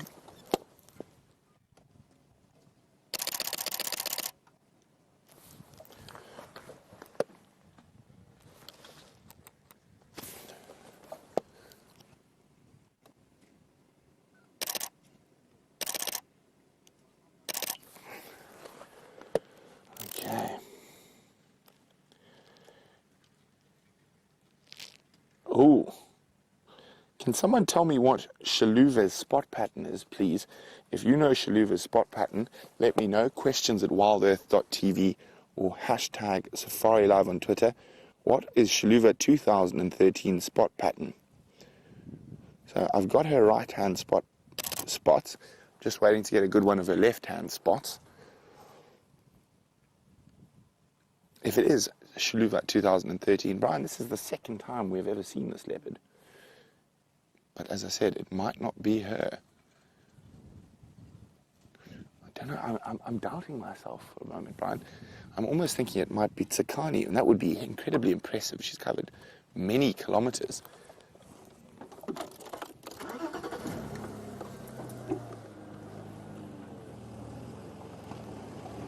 No impala. Why are there more impala in Buffalo? Look at her go.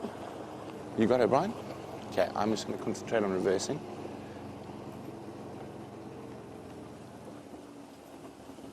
I've lost her. I think she's stopped behind that thicket. Oh no, there she is. Well, she's coming closer to us. That's the best news ever.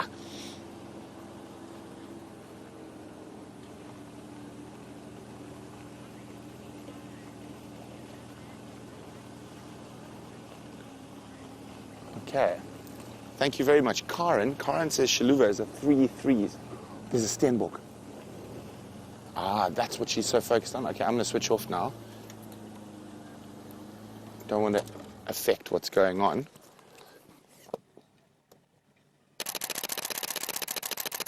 So I'm just trying to get spot patterns. So, Brian, have you spotted the Stenbockie?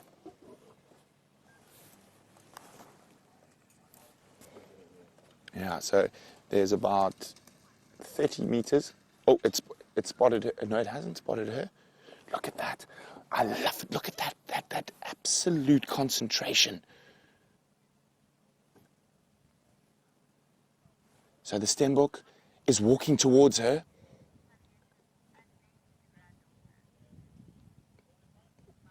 Walking towards her. Hasn't seen her. Look at that, look at that. Oh, look at that absolute fluid motion. Definitely the chicest animal in the bush. That's why ladies like to wear leopard print, I suppose, Brian, because it just looks that good. Personally, I prefer it on animals. Okay, so the Stenbok is now less than 15 meters. It's unfortunately in a very difficult spot. You can just make it out there. But she is now 15 meters. But I think let's stick on the leopard. Because I trust, okay, base of that fallen terminalia. You got her there. There we go, there she is. Now, fortunately, we've got the fastest cameraman on today. Look at that, look at that, look at that, look at that.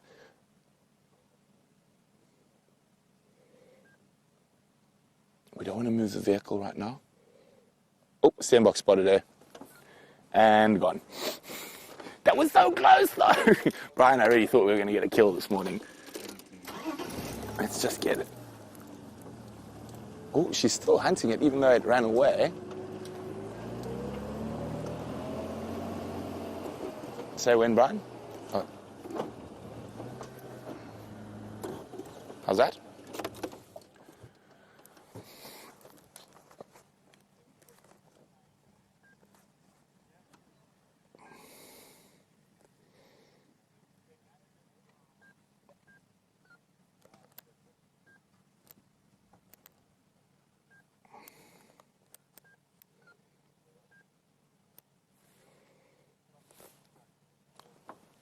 Oh, she's going back to whence she came.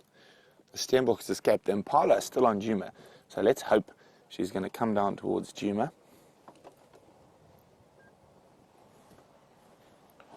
I think we're going to be, let's keep going. Hopefully we'll be able to get over the bump without starting the car. Oh, no, she's changing direction again. Of course she is. I almost said something and probably got me into trouble. I was going to say, typical female, changing her mind all the time. She's unfortunately delving deeper into Buffel's Hook. And I think we're going to lose her. We are. Okay, we're going to lose her. Unfortunately, she's going deeper into the north. But let me just get on the radio, and then I'll be back with you. Andrew, she's going deep into Buffel's Hook. I'll leave for you guys.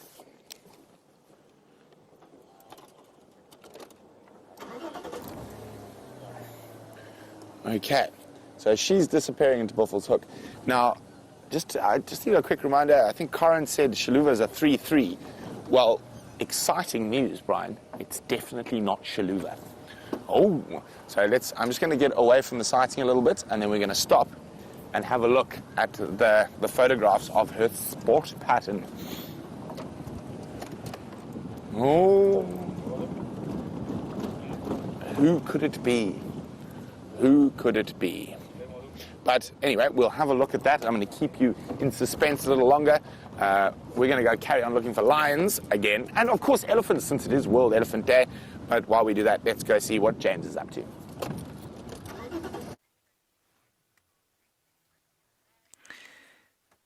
We are looking into the thick bush there because there was a bird, but it is now absconded. It was a forked-tailed drongo, and the reason we stopped for it, which is not an unusual bird, of course, is that it was shouting at something, I think, in this pile of sticks here, and I wondered if there wasn't maybe a snake. Eggsy, do you see a snake anywhere? Not really.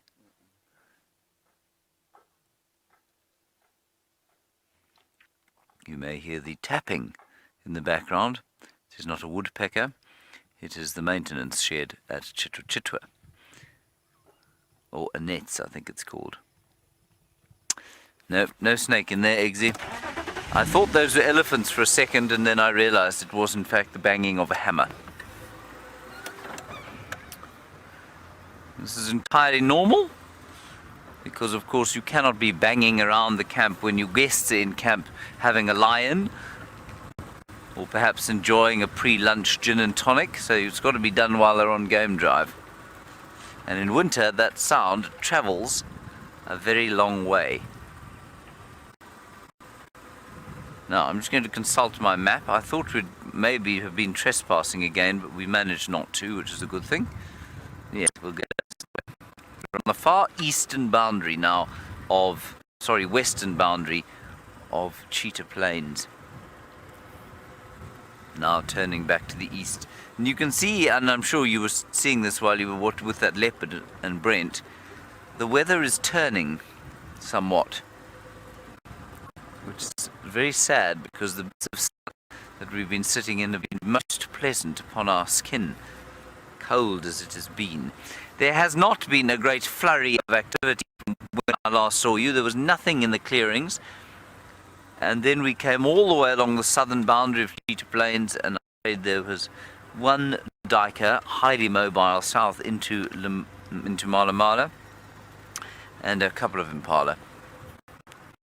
So that male lion, I'm not sure where he went. What is that through there?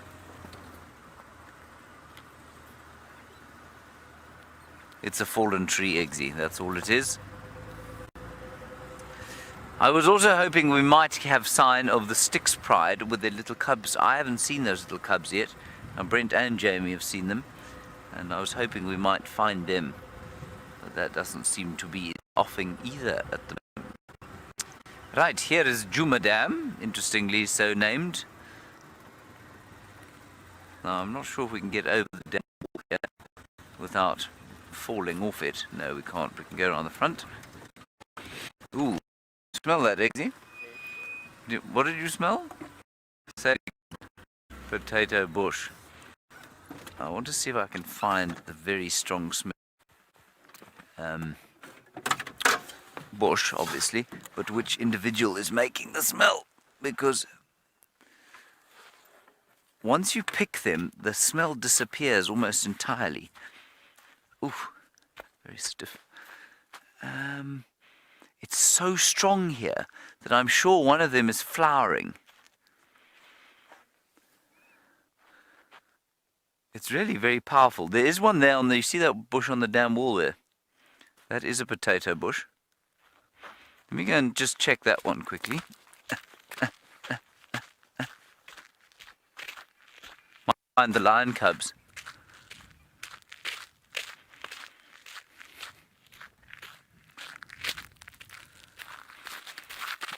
Is this one?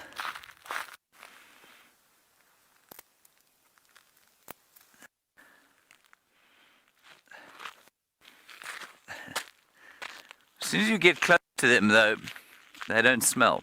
Can you still hear me, Eggsy?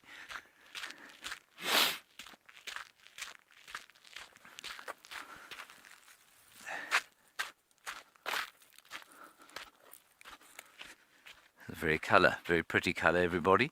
If I was a fashionista, I might be inclined to make a textile or something that was that colour. Very fashionable bush clothing, wouldn't it be? There's the potato bush. Now what I would like you to do is take a deep breath in. Am I too close to you? Take a deep breath in, everybody. And what you will smell will take you way back to your childhood, to the first time you went into a McDonald's, which hopefully you don't do anymore. And it smells like that. It's the most unbelievable smell. There's a fruit on it too. There's the potato bush fruit, which is not a potato, obviously. There we are. And what smells is just the tiny little flowers here and buds in the middle of the plant. Right, there you are, Eggsy. That can be my gift to you today. You're being from Cape Town, you can also have that stick. Well done.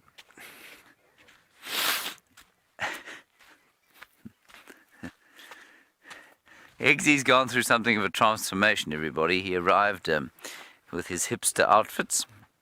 He still distressingly wears the skinny pants, but that's okay. But yesterday, he paraded his new bush uniform. Very nice, Eggsy. He now looks like a bush hipster, as opposed to just a hipster.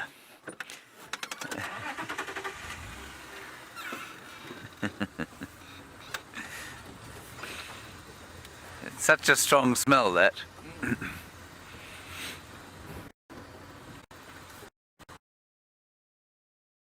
If Brenty's managed to relocate his leopard, let's go and find out.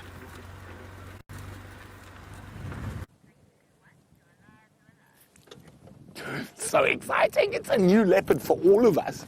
I've never even heard of her. I've just had a chat to Aubrey on the radio, and that reminds me I better turn it down because otherwise it'll come through like a foghorn. But apparently her name is Gutula, the quiet one, or quiet, and she comes from the north. And she's got a 4.4 or 4.5, and she was a bit far, but you see there's a very small dot. It's not so visible on the frontal shot, but if we go to the side shot, there we go. So there's a small dot, 1, 2, 3, 4, and that's on her right. And then on her left, I see a small dot there. Do you see it, Brian? So I think it's a 4.5. So 4 big ones, 1 small one, and the other side 3 big ones, 1 small one. Gutula, the quiet one. And some people were a bit worried about how close the vehicles were to her. They were perfectly fine. You must remember, things often appear a lot closer on our cameras than they actually are. But her reactions around the vehicles were of a completely relaxed leopard with vehicles. And she was more focused on hunting, so the vehicles did not affect her at all. You could see by her body language that she was completely fine.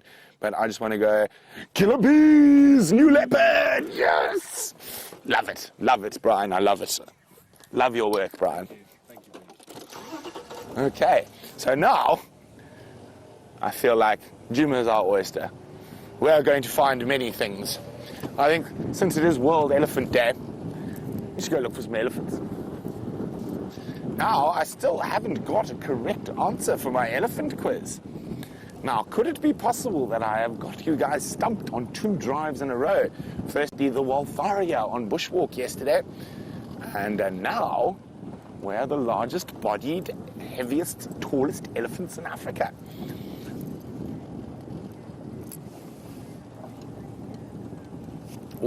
We've had Ethiopia, Angola, Namibia, Malawi. Now, Angola, if we look historically, is a very good answer. The largest elephant bull ever recorded, weighing just under 10 tons, 10,000 kilograms, over 20,000 pounds, was from Angola. But that was an anomaly. It seems like his growth hormone, his pituitary gland or whatever it was on steroids. But that was an individual, so not common occurrence, and it's the biggest male elephant ever recorded was from Angola, from southern Angola. Now the elephants of southern Angola, since it is World Elephant Day, are incredible. So Angola had a very, very rough last 50 years or so, and civil wars and lots of wars, put it that way, and a very mineral-rich country, diamonds, oil, gold, and that funny thing I can never remember, but I'm sure Brian knows, they put into cell phones. You know what I'm talking about? There's a weird mineral that is used in sort of all circuitries and whatnot, and is it coltan? Could be coltan. I might be completely talking nonsense, but I know it's a very specific, very rare mineral that is used heavily in the electronics, especially with the smartphone industry. And that is the 2 best places to mine that are actually in Angola and in Congo. But even before that was discovered, it's a very tough area, and much civil wars, and many landmines laid, specifically in the southern part of the country. And for many years, if you traveled along the northern boundary of Namibia, elephants with half trunks, half feet blown off by landmines. But elephants are incredible animals. So what has happened is the elephants will walk into this area, and they've started utilizing these areas again. And of course, where there's lots of landmine, there's not many people. So from an animal point of view, it's great, except for the landmines. So what the elephants do is it's incredible. So Elephant Without Borders is doing studies on this. Where there's landmine fields, the elephants have learned from explosions, etc., to smell out landmines. I mean, they use rats, dogs to smell out landmines. So basically, the elephants stay in single file on these massive paths through the landmine fields. They get to an area where there's no landmines, they spread out and start feeding. But then get to another landmine field, single file, not one elephant stepping off the path, which I find absolutely amazing. And that's in southern Angola. Oh, what bird is that flying? It's flying very fast, unfortunately. But we'll keep going, looking for elephants on World Elephant Day. But I'm still just on top of the world, a new leopard! And I do love the name, Kutula, the quiet one, so the opposite to me. Now, while I was rushing to get there, oh! We have a correct answer. And it's a very specific question. So at the moment, the largest bodied and tallest elephants in Africa are in South Africa, in Tembe Elephant Park. Now, it's an incredible reserve and actually one of my sort of favorite secrets, almost, Tembe Elephant Park. Not many people go there. And it's a bit out of the way. It's on the border of Mozambique, and it's mostly sand forest. And sand forest is a very unique type of dry forest, and that occurs in northern KwaZulu-Natal and up into southern Mozambique. And most sand forests have been obliterated by man, but there's a couple of patches, and Tembe Elephant Park is one of the biggest patches of sand forest left. Incredible birds, but incredible elephants. They do move through into Mozambique as well. Actually, a very good friend of mine studied them for many years. But on average, elephants of Tembe weigh about 500 kilograms more than most elephants, and they are considered to be part of the sort of greater Kruger or Lowveld of South Africa thing. But they've been quite isolated from other elephant populations for quite a while. They're also much taller. So I think an average Tembe bull is about 4 meters at the shoulder, and here we're looking at about 3.5. So incredible part of the world. And also Isilo, who was the biggest tusker that's lived in the last, or known tusker that's lived in the last while, was from Tembe as well. And it was Chris Rogue who got that spot on. Well done, Chris. Now, since you have got the first elephant quiz, I've had so many in store for you, and we're going to have to go to another one, but I'm still just on a high from the new leopard. While I think of my next elephant quiz for you, let's go back to Commander Bond, who's looking at little scrapes in the sand.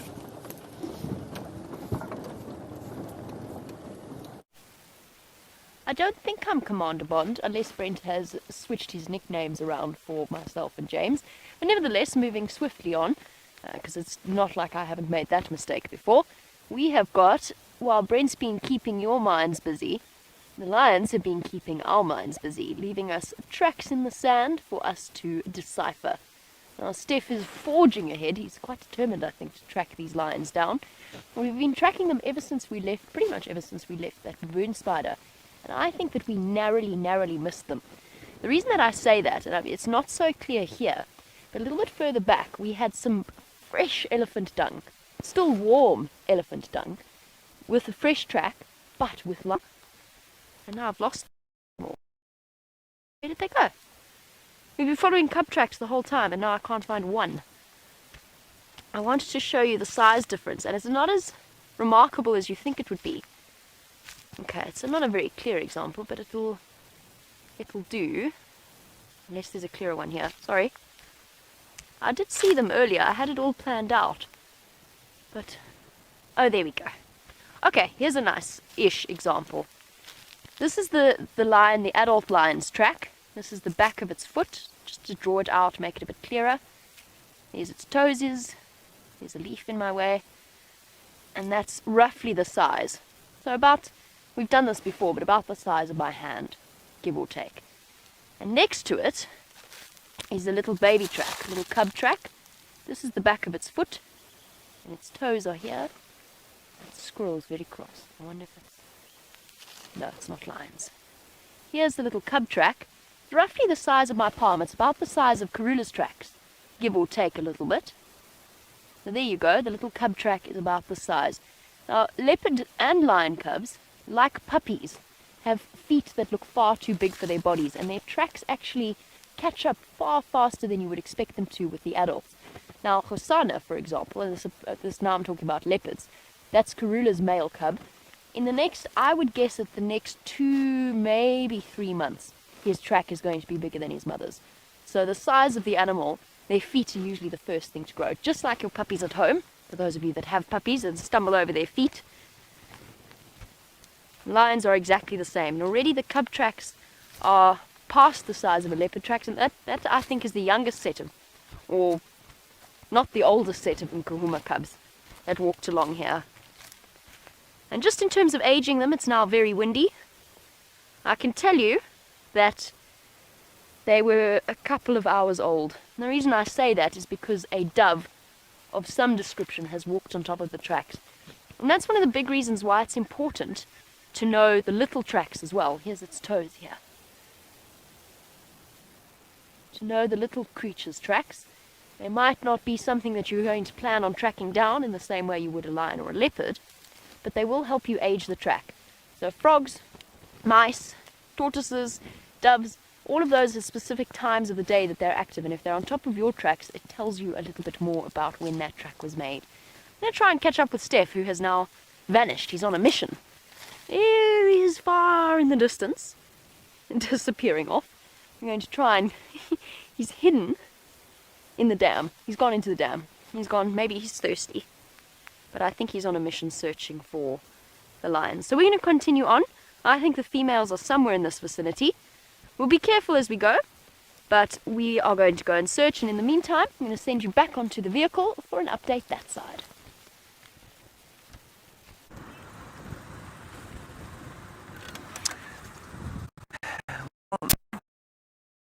Everybody, let's look at this tree here next to us. It's the gardenia tree. It will flower, hopefully, at some stage during the course of the summertime. Delicious smelling flowers. Not that one, Eggsy. That's a gory bush. There we are. And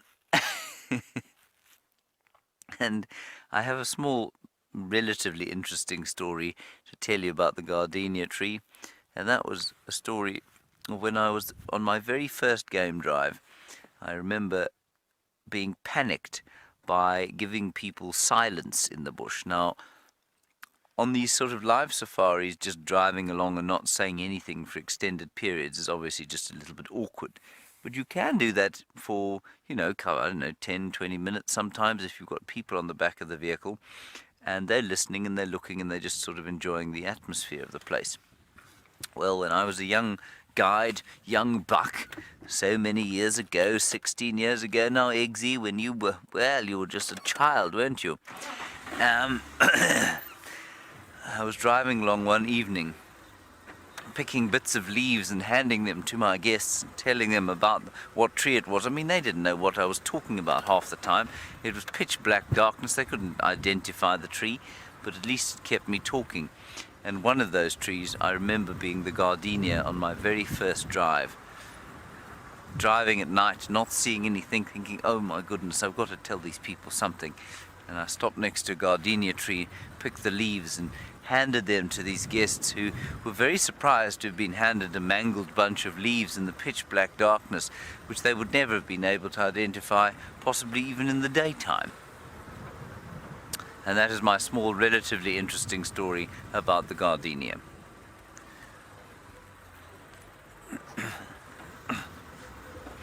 And Andrew, while we look at a white-crowned shrike, Eggsy, do you see them? 2 of them? Excuse me, everyone. Andrew, you want to know what my favourite tree is? My favourite tree, Andrew, is something called a low-felt milkberry, or Manilcara mochisa. I haven't seen any around here. If we see one, I'll show you. There's the white-crowned shrike, and they make the most amazing little nests, perfect little cups lined with spiders' webs and leaves and grass held together with intricate weaving in the spiders' webs. And then they lay their little eggs inside, and somehow that bird fits into this tiny nest and incubates and protects its eggs and then its little hatchlings, normally sort of on the way out on a branch on the end of a tree. Of course, as we head now towards the springtime, so the birds will be starting to become quite amorous with each other. Still haven't seen a Wahlberg's eagle yet, which is we're now getting to the stage where we really should see one. I think the first one we saw last year was maybe the 16th of August, maybe. Someone will remember that.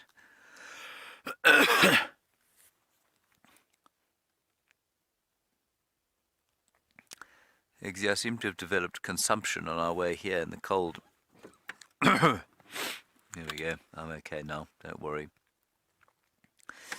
And last thing to tell you about the white-crowned shrike is obviously you notice the distinctive little tooth on the end of the bill there. And that is very distinctive of the shrikes.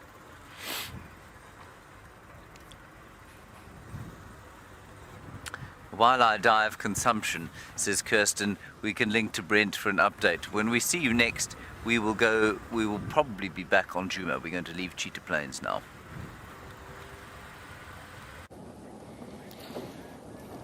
So in my waffling, I actually gave away one of my quizzes, which was where was the heaviest elephant ever discovered. So it made me think a little bit deeper about elephants. And of course, we are in the Greater Kruger National Park, home to about 16,000 elephants on World Elephant Day. So there are a group of elephants known as the Magnificent Seven that are famous in the Kruger area. Now, they are obviously the 7 most magnificent bulls to have existed. There's a couple currently that might be challenging, but they're in very difficult parts of the park to get to. But speaking of the Magnificent Seven, I've got 2 questions, and that is definitely not an elephant. And looking a bit bemused that there's no World Buffalo Day, only a World Elephant Day. He's looking a little bit upset about that, aren't you, Mr. Duggar boy? They do look bemused. He's chewing the cud, avoiding the lines, chewing the cud. A nice old boy, probably around 10 or 11 years old. One of the Djuma Pan gang, I assume.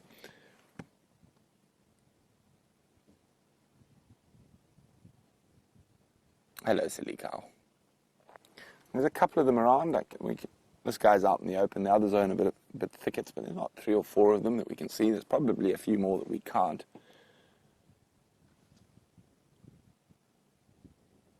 Yeah, I can hear more. Oh, swallow. There we go. And next ball up. Of course, once he's decided he's extracted as many nutrients as possible out of his cud bolus, swallows it and brings up another one.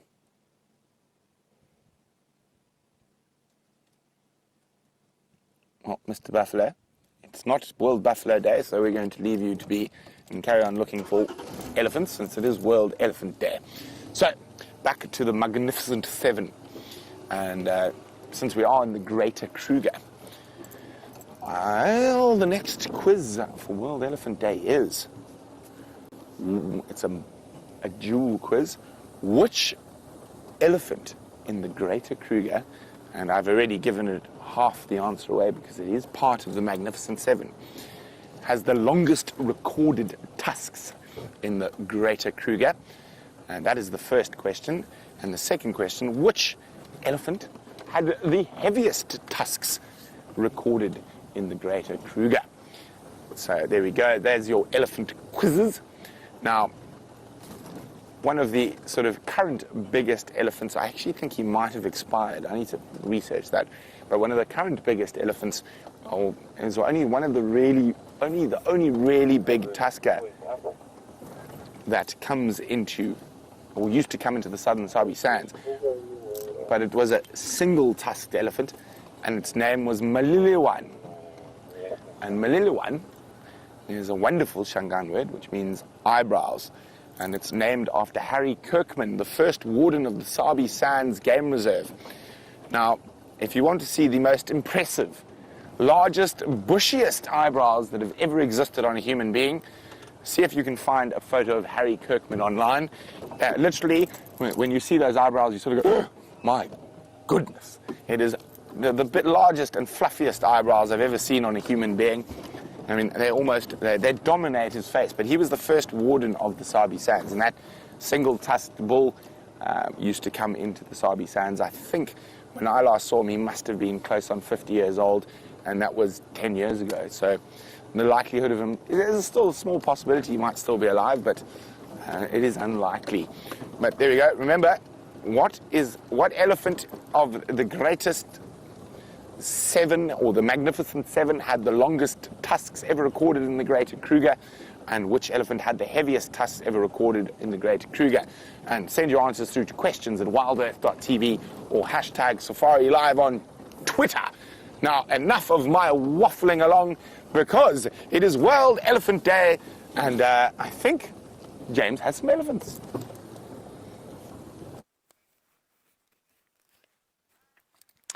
I wouldn't ordinarily have stopped here, everybody, but there in the distance on Torchwood, north of Nkoro, we're on the far sort of corner of where we're allowed to be, there is an elephant. And as it is World Elephant Day, well, I thought you might like to see an elephant. You can see it's that bit of grey there in the bush. There's a whole herd of them. Let's just sit here for a few minutes and see if they come out. I'm not sure they're aware it's World Elephant Day. What do you think, Eggsy? Do you think they are? I'm not sure that they really care. We care, though. A bit like Eggsy will care when it's World Egg Day on the 14th of October. We must remember that, of course.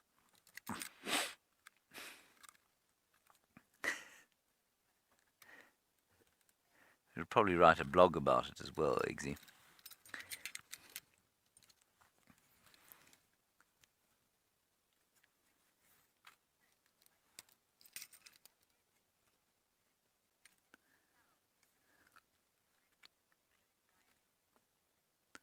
Hello, Miss.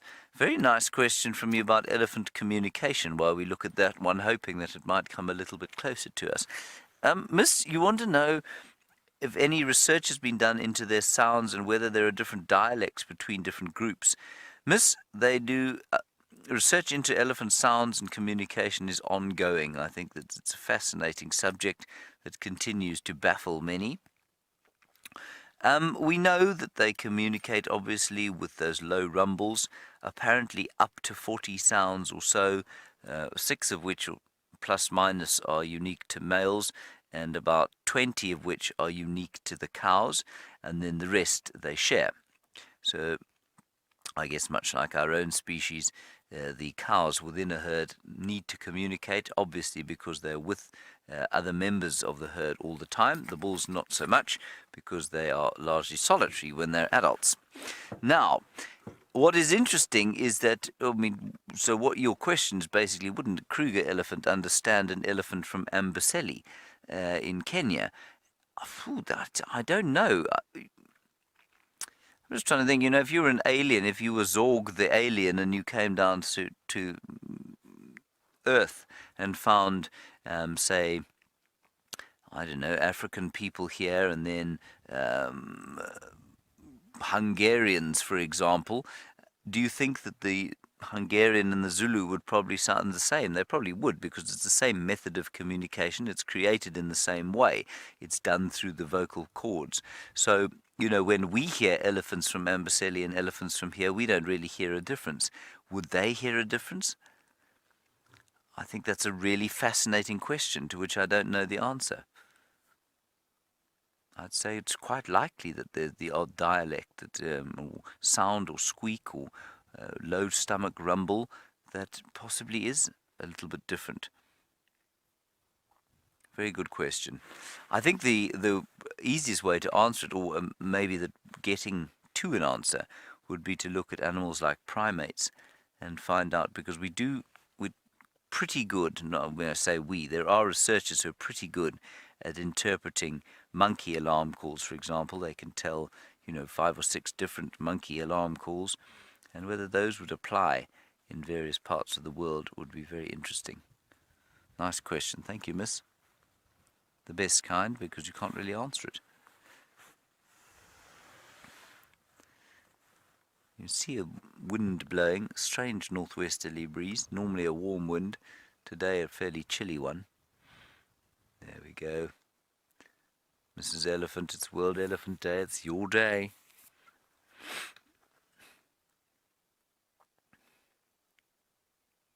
Phew, lucky we had the long lens today, Eggsy. Yes.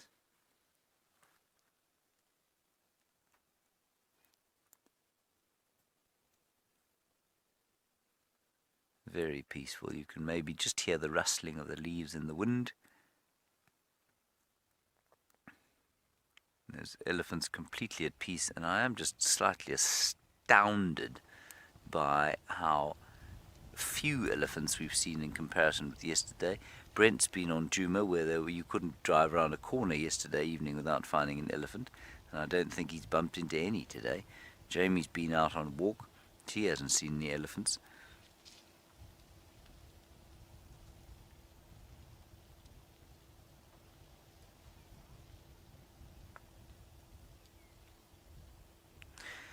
Hello Rachel, you're a new viewer. It's lovely to hear from you, but please do tell us where you're watching from. It would be really nice to know next time you ask us a question.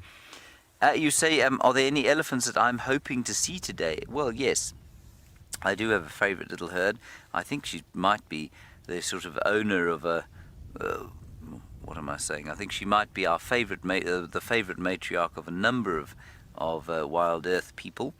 And she is an elephant cow that's missing the bottom third of her trunk, and she's got a little group of 3 with her, 2 of which definitely her offspring, 1 of which could be an offspring or a sibling, and that little herd is sort of all on its own, and sometimes it joins up with a bull or 2, but basically they are forging their independence. She's very young to be leading a herd, and we've spent quite a lot of time with them, and they're just fantastic to watch. It's lovely to have the story of their lives enrich our driving around here. So she would be a herd that I'd like to see, or her herd would be what I'd like to see today. The rest of them, there are 1 or 2 that we recognize quite easily, some others that we think we recognize, and then many that we're not really sure about, So I'm not sure if I've seen these ones before. Chances are I have. And you've got that very distinctive cow called Fang. She's got an enormous tusk that's sort of recurved, that looks like it surely must stab her in the leg as she walks. There they are, crossing now onto Nkoro, everyone.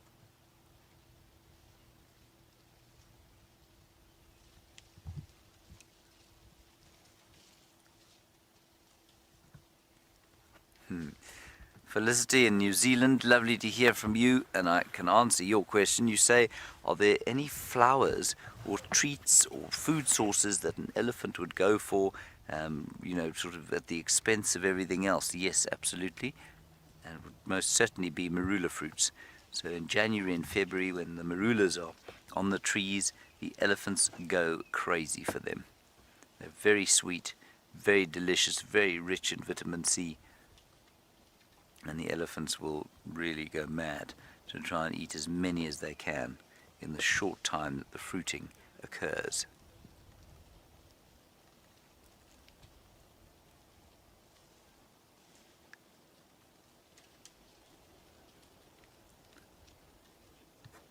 Hello, Charlotte. You're wondering about weaning, and you're in Denmark. It's wonderful to hear from all these places. New Zealand, Denmark, Australia we've had today, even South Africa. Charlotte, they start weaning probably, well, I mean, they'll start eating grass at less than a year old. They'll start trying to eat bits and pieces of vegetation, but they'll only wean fully, some of them, when they're about 3 or 4 years old. So, although they will start eating grass and bits and pieces fairly early on, it's not till they're about 3 or 4 that they will wean completely. This is a nice big herd of elephants.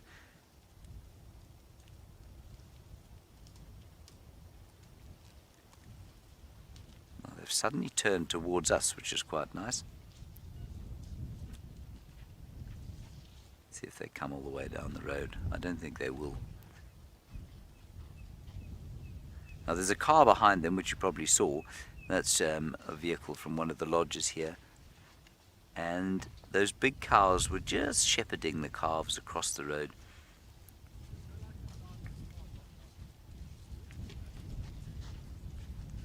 Well, this has turned into quite a decent elephant sighting, Eggsy.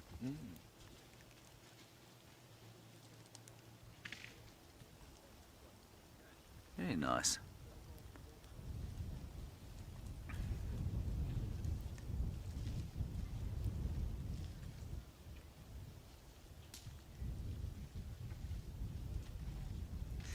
And Tasha, you say, do the young calves understand the mother's speech, or do they just follow her movement? Tasha, I don't think we know, but I imagine it takes them time to learn the language in the same way that humans would. I also think the language is more complicated than we think it is. Here's a bull following the herd. I'm just going to wait here for him.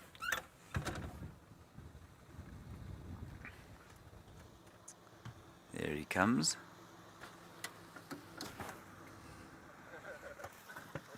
Good morning, Sean. How are you? It is, yes. We've missed you horribly, you know. Hello, everybody. Are you well? Hello. if you like. It's been a really rough day. Yeah. Yeah, no, it's what we have to do. Bye-bye. That's Sean, everyone, from Arathusa. And he is just appreciating the magnificence of the day. They've been looking at the cheetah, of course, which has been very pleasant. And we'll just wait for that bull to come across the road. How's it? And there goes Ryan, also from Arathusa, who I didn't recognize on account of the fact that his beard is no longer with him. Eggsy, you see how young he looked?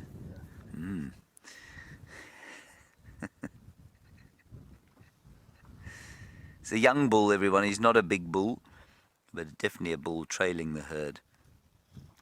I suspect he was born into this herd, and he's just not quite ready to go on his own and be independent. Very difficult for us men to become independent, Eggsy, don't you find?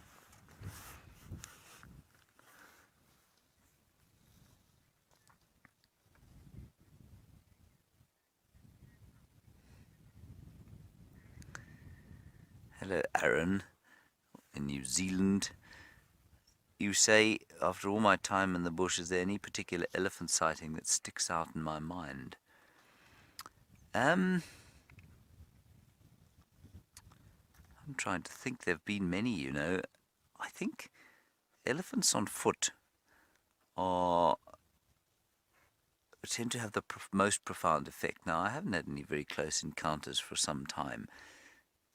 And a close encounter with an elephant on foot is not always the best idea.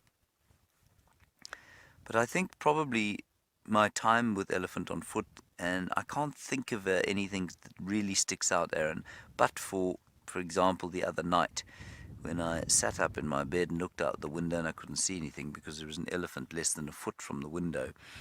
And being that close to an elephant, you can smell their skin, you can see the color of their eyes, glinting in the moonlight. It just gives you a sense of something that no other animal manages to pass over. They communicate in some kind of subliminal way that is very difficult to kind of describe unless you've experienced it. So Aaron, I'm afraid I'm going to have to disappoint you and say I can't think of one particular elephant experience that sticks out in my mind. If I do, I will let you know.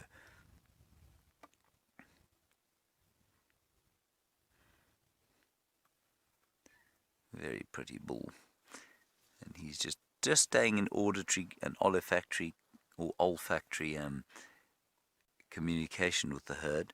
So they'll be rumbling away at each other, and he'll just be listening and following up with them and smelling where they've been and just drawing comfort, I suppose, from being around other elephants.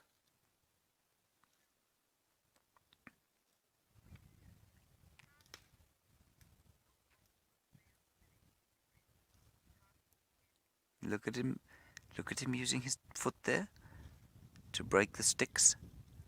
Just watch carefully. That is very dense wood. So, I mean, for us to go and break it would not be very easy at all. But for this elephant, amazing dexterity with the trunk and the foot. He's not having much luck there. Charlotte, you're in Denmark, obviously, we know that. And I've now forgotten your question. Kirsten, may I have it again, please? Ah, yes. How old are the males when they leave the herd? Charlotte, they are about 17. So it probably could be as early as 15 and probably as late as 20 or so. I'd put this guy at around about 18 or 19. But from about 17, their testosterone levels will become unwieldy, to the extent that they will start challenging other bulls and becoming a nuisance, and they'll bully other elephants. And the mothers or the matriarchs and the older females then get sick of them, and they'll chase them, not maybe away from the herd, but they'll keep them on the fringes of the herd until the elephant becomes, well, I guess he just kind of falls off the edge of the herd, basically. Normally, he'll hook up with a couple of bulls his own age, or if he's very lucky, he'll meet up with a really big bull who will then sort of take him under his wing as a mentor.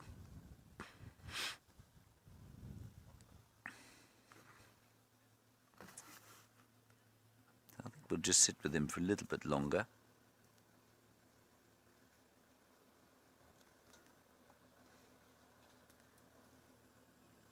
That vehicle you can hear is Tristan from Simbambili coming towards us.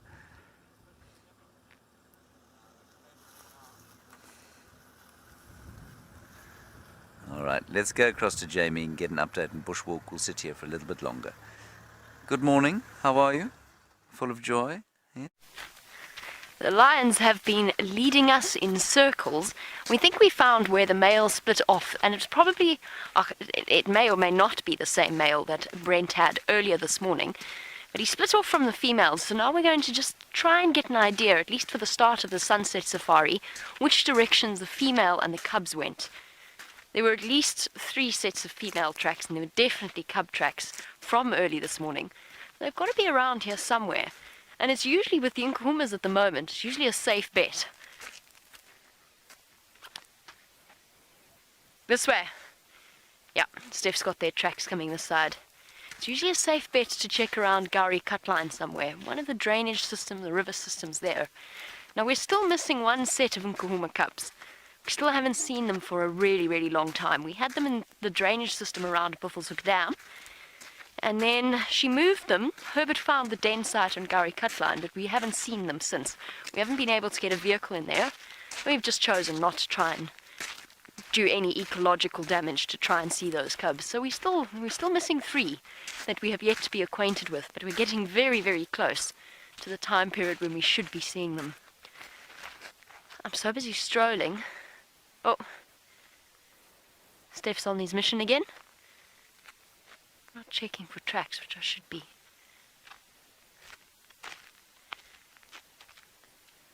Well, at least we've narrowed down where they would have been. I think they're going to come out at Gowrie Cutline, it's my suspicion. I think it might be worth having a quick squiz before the end of our walk on this sunrise safari. At the same time, checking very carefully, because there's lots and lots of buffalo in this area. But while we do some tracking and look for other wonderful things to show you, let's go over to Brent for an update on how his morning is going.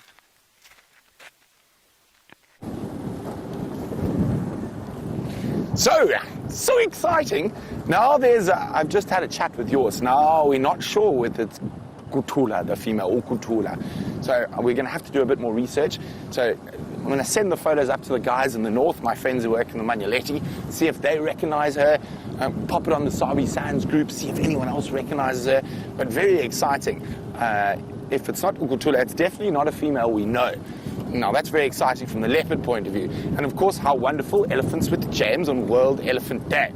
So, Brian and I have just been discussing. Lions have a day, elephants have a day, and I'm quite sure quite a few other species have a day. So we've decided we're going to make our own day. It is called the Killer Bees Day, and it shall be on the 28th of August, and there will be much shenanigans and much fun to do with the killer bees. And there will be multiple challenges for all of you to partake in on Killer Bee Day, but more about that later. So just remember, jot down the 28th of August on your calendars. It's Killer Bee Day. I think it should be a public holiday. What do you think, Brian? We think it should be a public holiday. The Killer Bees! So we're going to definitely make that the most fun.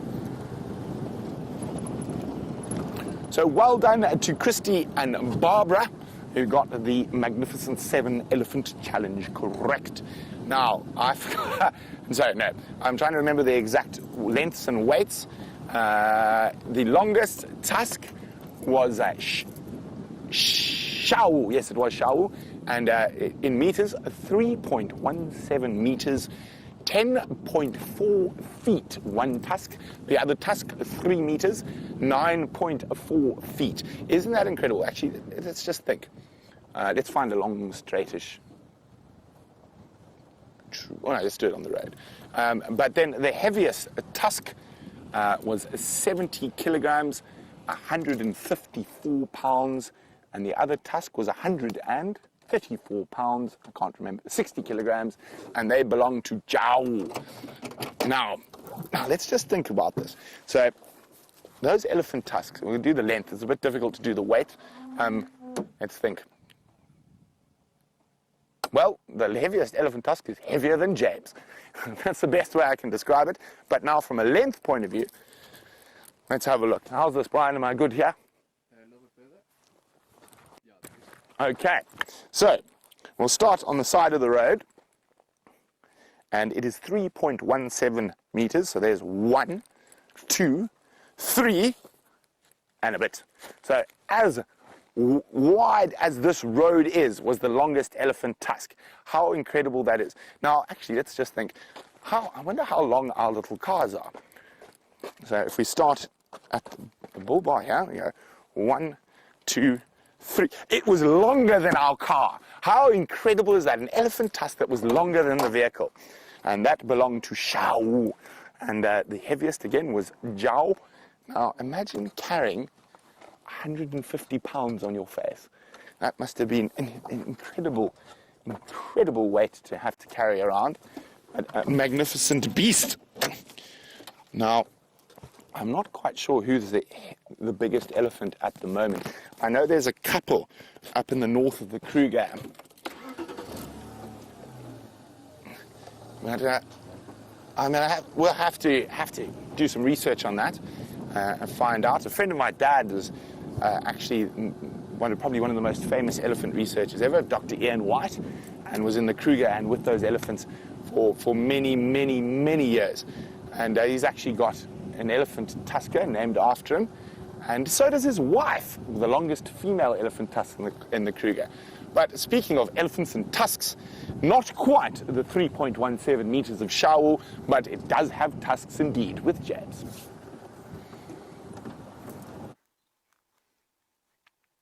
It certainly isn't 3.1 meters, everybody, but it is an elephant with tusks, as you can see. Very beautiful cow, and she's come closer and closer. This is not the same one we were looking at when we last saw you. He's moved off into the bush slightly. And she's now kind of getting closer and closer and sampling this very large tree that has managed to escape the attentions of the elephants until this point. Oh dear. Right, well that's that then. That was not very nice of her, I feel.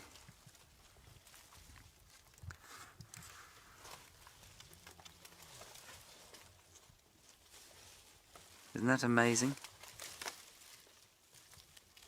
The strength involved in what she just did there is astonishing.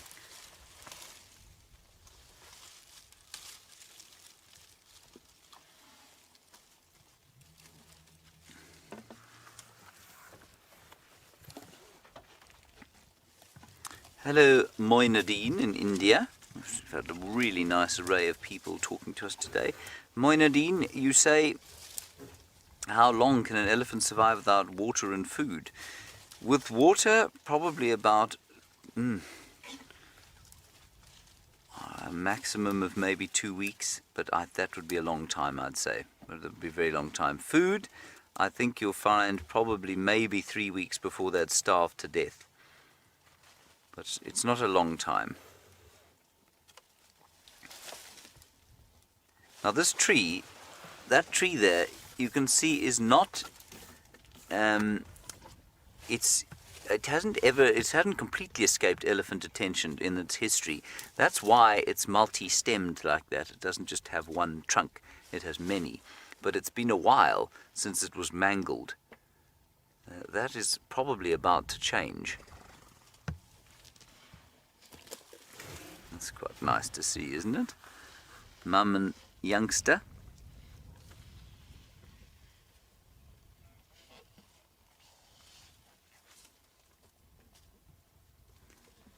Now I hope she doesn't break another bit off. I think they actually prefer the roots if they can get at them. Alright, quickly let's go across to Brent. He's got something smaller and equally grey to show you.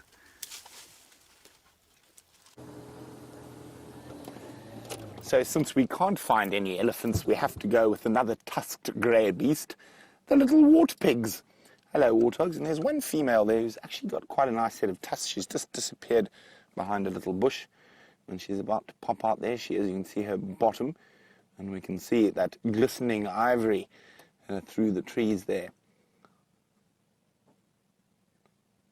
So the elephants are not the only tusked animals in the bush. We have warthog tusks, we have hippopotamus tusks, and I think that's about where it ends. But as those little piglets disappear into the monkey orange thicket, let's go back to some much larger tusked creatures with James.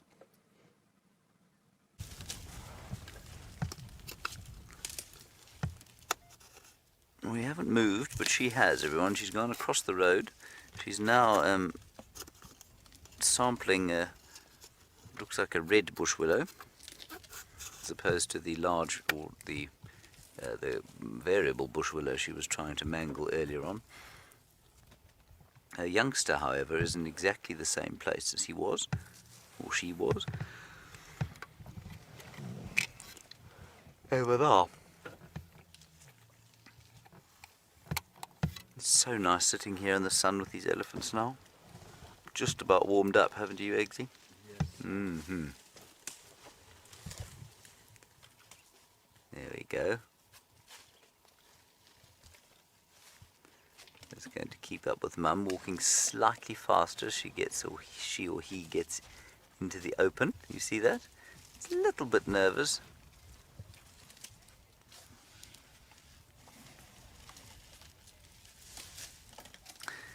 And now Russell in Australia, a nice one from you. I'm just going to move slightly so that Eggsy doesn't have to keep avoiding these signs next to which we parked.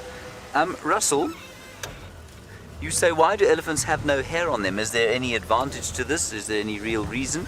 Well, the advantage is that A, it's not expensive for them to maintain hair, like it's expensive for us to maintain hair. But the other reason, Russell,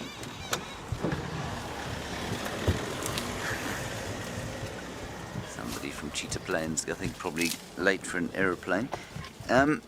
Russell, the other reason is that they have what we call a very high surface area to body mass ratio, which means that they don't get cold, basically. And they don't get cold very easily, and they don't get hot very easily, which means that they don't need the same kind of insulation that an animal such as a bushveld gerbil would need, for example. And so although yes, they do get a little bit cold, the bigger you are, the slower you will get cold. And so they don't have the same need to maintain a pelt of fur like so many animals are. And you'll find the bigger the animals are out here, the thinner their fur gets. And in some cases, like with the rhino and elephant and hippo, they don't have fur at all. But that's why.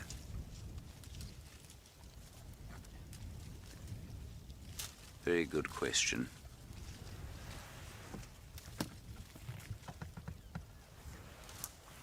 Hello, Emmy. You want to know in English what the groups of elephants are called? Is it just called a group? No, it's called a herd, Emmy. Emmy, you know, there are lots of fanciful sort of collective nouns that people use for animals, but largely, biologically speaking, you would just use the term herd for any herbivore that doesn't, that lives in a group. So it'd be a herd of impala, a herd of zebra, a herd of giraffe. And then, of course, you can use those rather fun words like dazzle of zebra or journey of giraffe or that sort of thing. But the elephants don't have their own one; they're just a herd. I've no doubt if you Google something like that, they'll come up with something that belongs to elephants. In fact, I have a book right here I can check. But no, as a biologist, you'd say a herd of elephants. But I bet you somebody's come up with something. I've got a whole table of them here in this book. Collective mammal names. Elephant, a parade, it says. A parade of elephants. There we are. So that would be the fun sort of word to use, I guess. But no, herd would be correct. Righty. One more car coming from the far east, sorry. So it's going to pass in front of us. Just to warn you.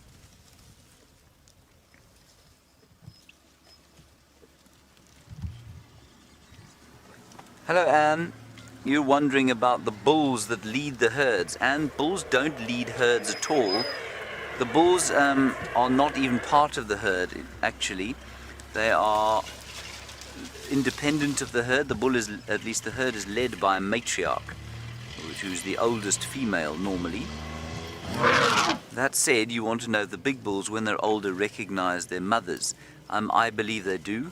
I think these elephants are extremely good at recognizing their kith and kin. I don't know if it's by sight or smell or perhaps some other means, but yes, I do think that they recognize each other. But remember that any son that this cow you're watching now has will leave the herd and will not live in the herd once it's older, and will never join another herd. So they live kind of on their own, and sometimes in groups of bulls.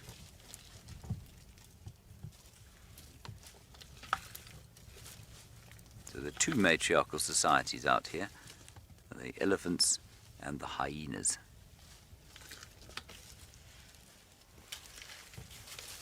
We're really lucky we've had this sighting, everyone. We saw them some way away. Okay, we're going to move on, head back towards Juma. I can smell the gentle smoke of bacon coming off the pan. Let us head back across to Jamie and get an update from her, and I'll see you back at home. Much like James, we are really smelling this. Poor Gendro. Sorry, Gendro. I walked him straight underneath a tree. We are definitely smelling the smell of Amanda's cooking, which I have to confess I've been thinking about for the last 3 hours. I'm very excited for breakfast. However, our tracking was not in vain at all. We now have there's a lion track there, by the way. We now have a really, really good place to start in terms of our afternoon sunset safari. Give us an opportunity to go and search. I think that Gowrie cut line drainage system will be a very good place to start to find those lions, and you'll have to join us in a few hours to see whether or not we manage to find them. For now, we are heading for home to see what else we can find.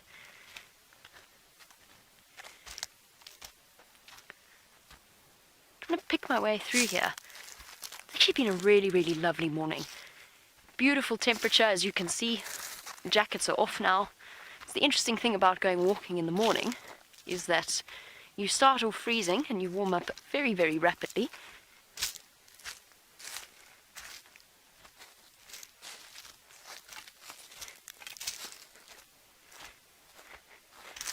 And I think as we start to head for home, it's time to say farewell to you all. So a big thank you to Gendre, and a well done, of course, for his avoidance of trees, branches, and showing you what for me was the highlight of the morning, which was that baboon spider. Thank you, Steph. You found another twig to hide behind. That's almost as good as the first one. And a big thank you to all of you joining us. I hope you had a lovely morning spent on the back of the vehicles and out on bushwalk, and we'll catch you this afternoon for the sunset safari. Bye-bye, everybody.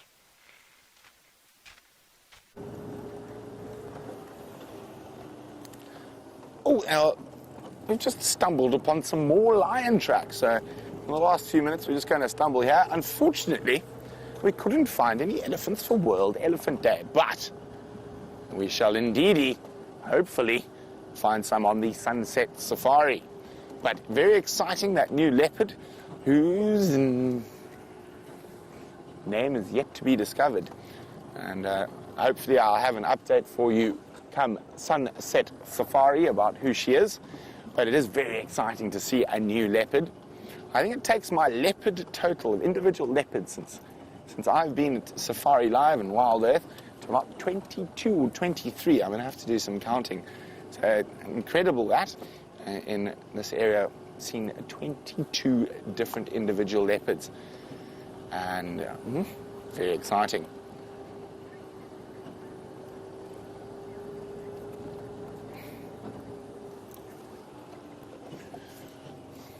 Hello, Aqua.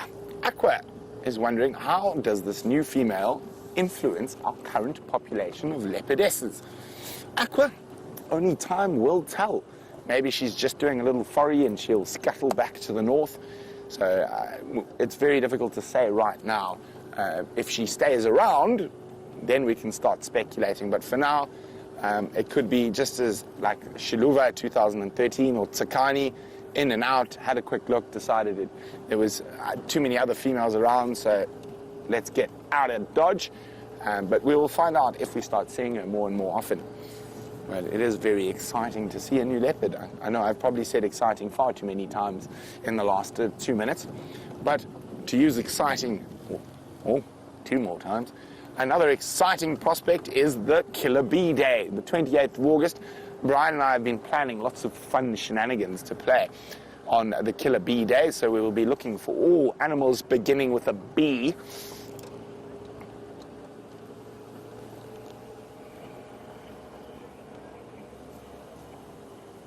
Oh, I just missed that. Apparently August the 28th is National Bow Tie Day.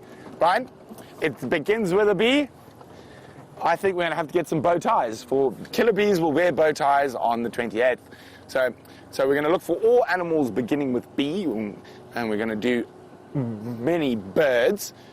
But if you guys have any suggestions about what we should celebrate on the Killer Bees Day, what fun things we can do on both the sunrise and sunset safari, let us know. And pop those emails through to Final Control, who will forward them on to us, and questions@wildearth.tv, or use the hashtag Safari Live on Twitter. So our idea so far is we're going to do birds, all animals beginning with B. What was the other one, Brian? No, that one is to be revealed. That will be revealed close to the time. So it will be celebrating all things B, and specifically B squared.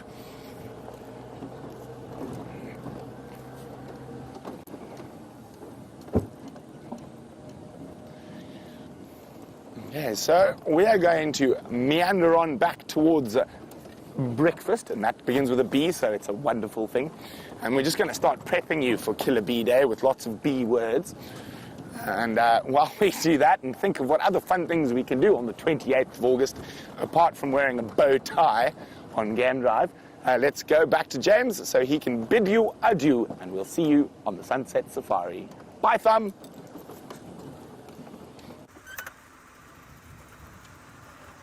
Roy from Simbambili has just stopped in front of us there. Not from Simbambili, from Arathusa. And, sorry, it's not Roy, it's Sipho, sorry. And he's looking in here. What's he got? Can you see anything? Hey? Baboons. Ah, baboons. I thought maybe it was going to be Karula, but it isn't. It's a baboon. Well spotted, Eggsy. That's very good. That is the Chacma baboon, everybody. Famous primate of this part of the world. Just going to reverse a bit before we get run down like mangy hounds. You still see them. I would love to stop Eggsy, but we're being chased. And they're running also, yes. We don't often see them, everyone, and I think that's largely a function of the lack of very tall trees that we have along drainage line areas. Ooh, there are quite a few of them here. I'll try and stop here and not be run down.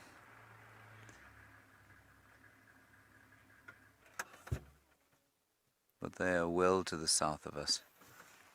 Very nice, Eggsy, well done. That is the famous Chacma baboon. They'll be struggling but very joyful. I bet you we'll find them at some stage in that great big jackalberry tree, eating away at those ripe fruits. We might not even wait for them to be ripe. Somebody asked a very valid question the other day, whether we might find them in the same tree as we would find monkeys. And I said, no, it's highly unlikely, because a baboon, if it can catch a small monkey, will eat it. They are very omnivorous, a bit like us, and they've got massive, massive canines. Very good. I'm not really sure where to go now. I think we're going to have to wait here for a little bit. Can you see any more of them, Eggsy? Let's go back a little bit. Judy H., you say elephants on Elephants Day, World Elephant Day, and the big cat trifecta. We did have a very big cat trifecta, and you're very grateful for it. Well, we're just as grateful, Judy H. It has been an incredible day. Oh, they're now behind us on the road. Hang on a sec. We'll get a last view of them before we say goodbye to you. There they are. Oh, they're coming into Juma, everybody.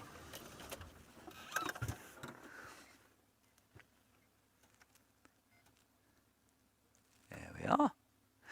All right, that's going to be it from us today. Like Judy H. said, a wonderful day of elephants, World Elephant Day. I hope you have a good World Elephant Day wherever you happen to be. Thank you, Eggsy, for your efforts today. Well done, good job. Thanks to Brent and Jamie as well. And the final control, we'll see you later today at 3 o'clock in the afternoon. Bye-bye.